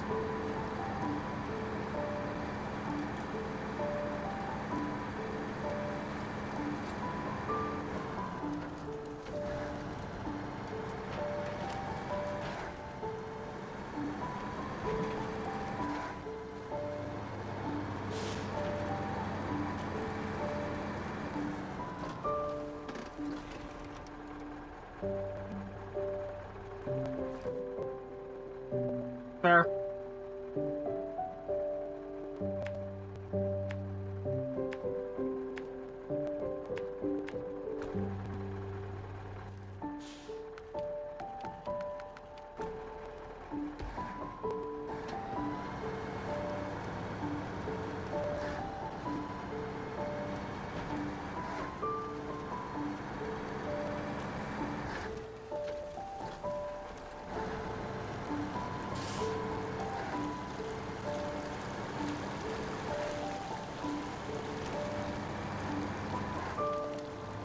Like if BBUS did that, where they had two people in the game as a single player,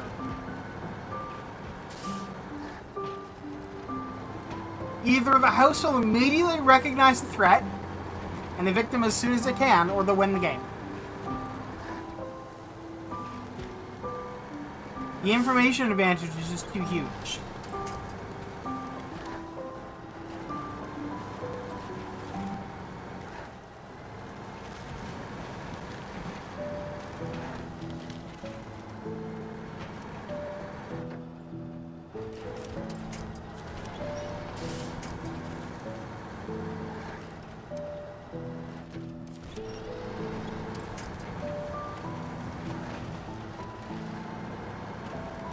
Still.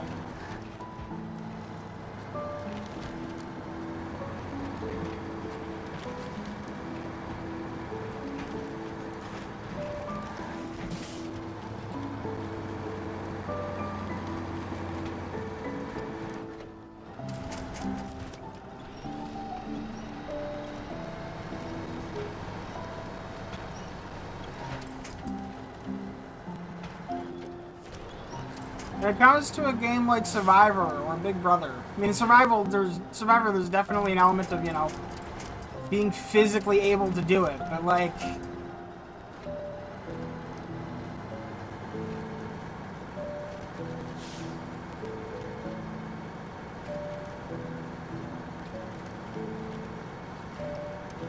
having an information advantage, people underestimate how powerful that can be.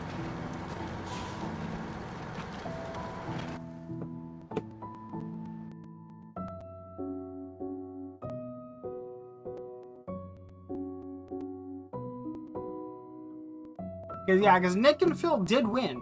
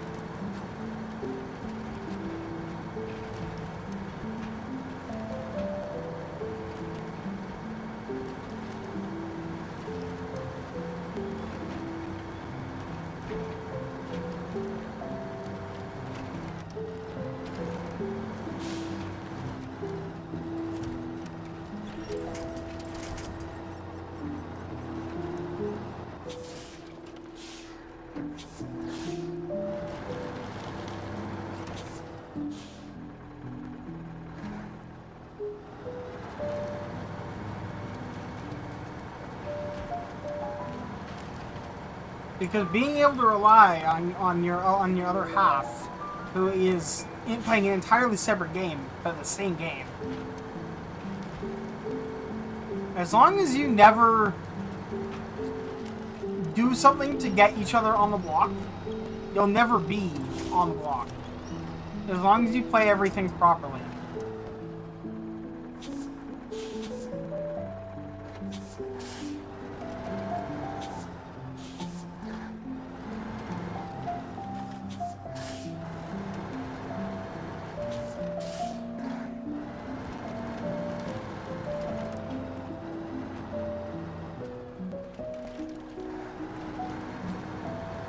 Pre-jury information as alliances could have carried over. Yeah, but...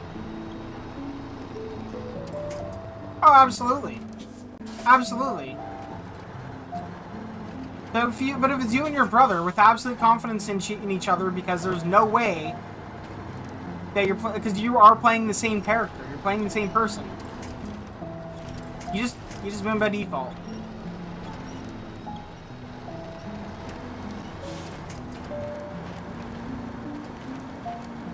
I also loved the twist one year where they had a pair of twins that were just like trading places. And it was the dentist that caught on because they had different different dental work. That was great.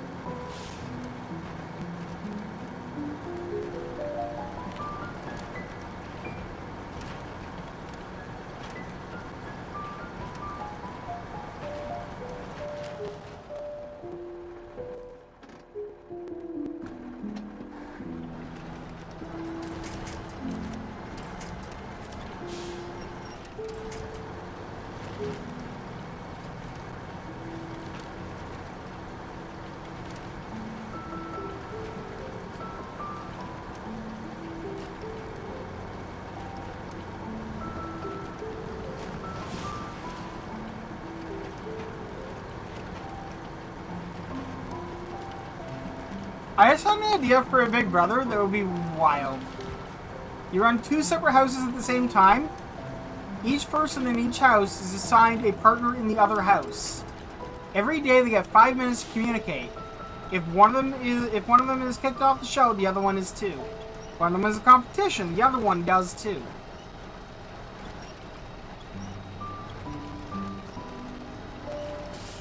So you have to not only worry about your alliances, you have to worry about your counterparts' alliances.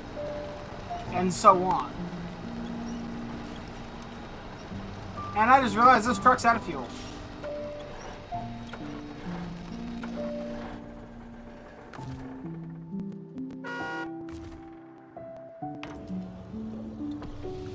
Well, luckily I had just a bit.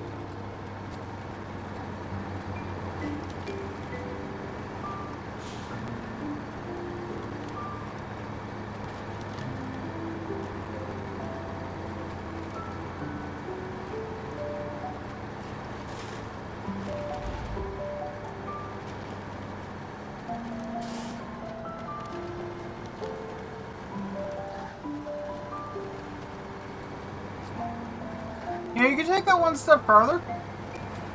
One house full of people that have one or almost one big brother, and one house full of complete noobs.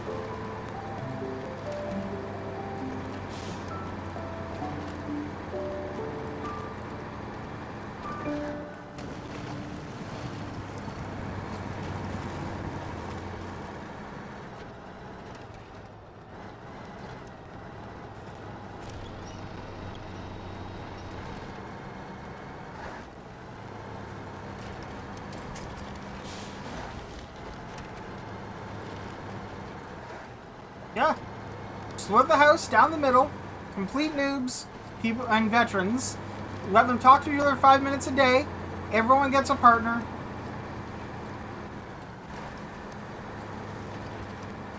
Or that, yeah. But everyone gets a partner from the other house. They get 5 minutes of talking a day to their counterpart. If one of them gets voted out, the other one does too. One of them wins, the other one does too, etc., etc., etc. Alternate who does what challenges.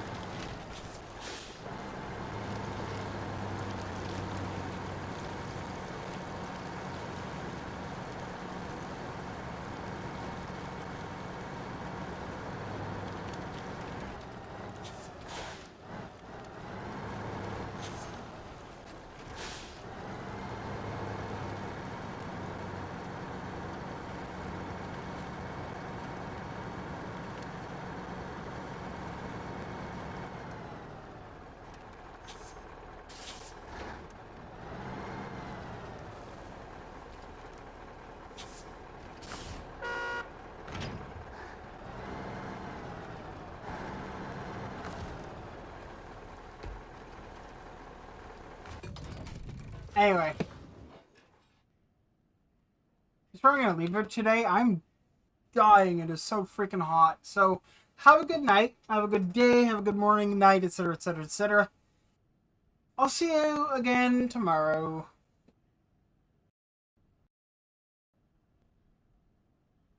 GDQ is great. I love it. Hey, have a good night, everyone.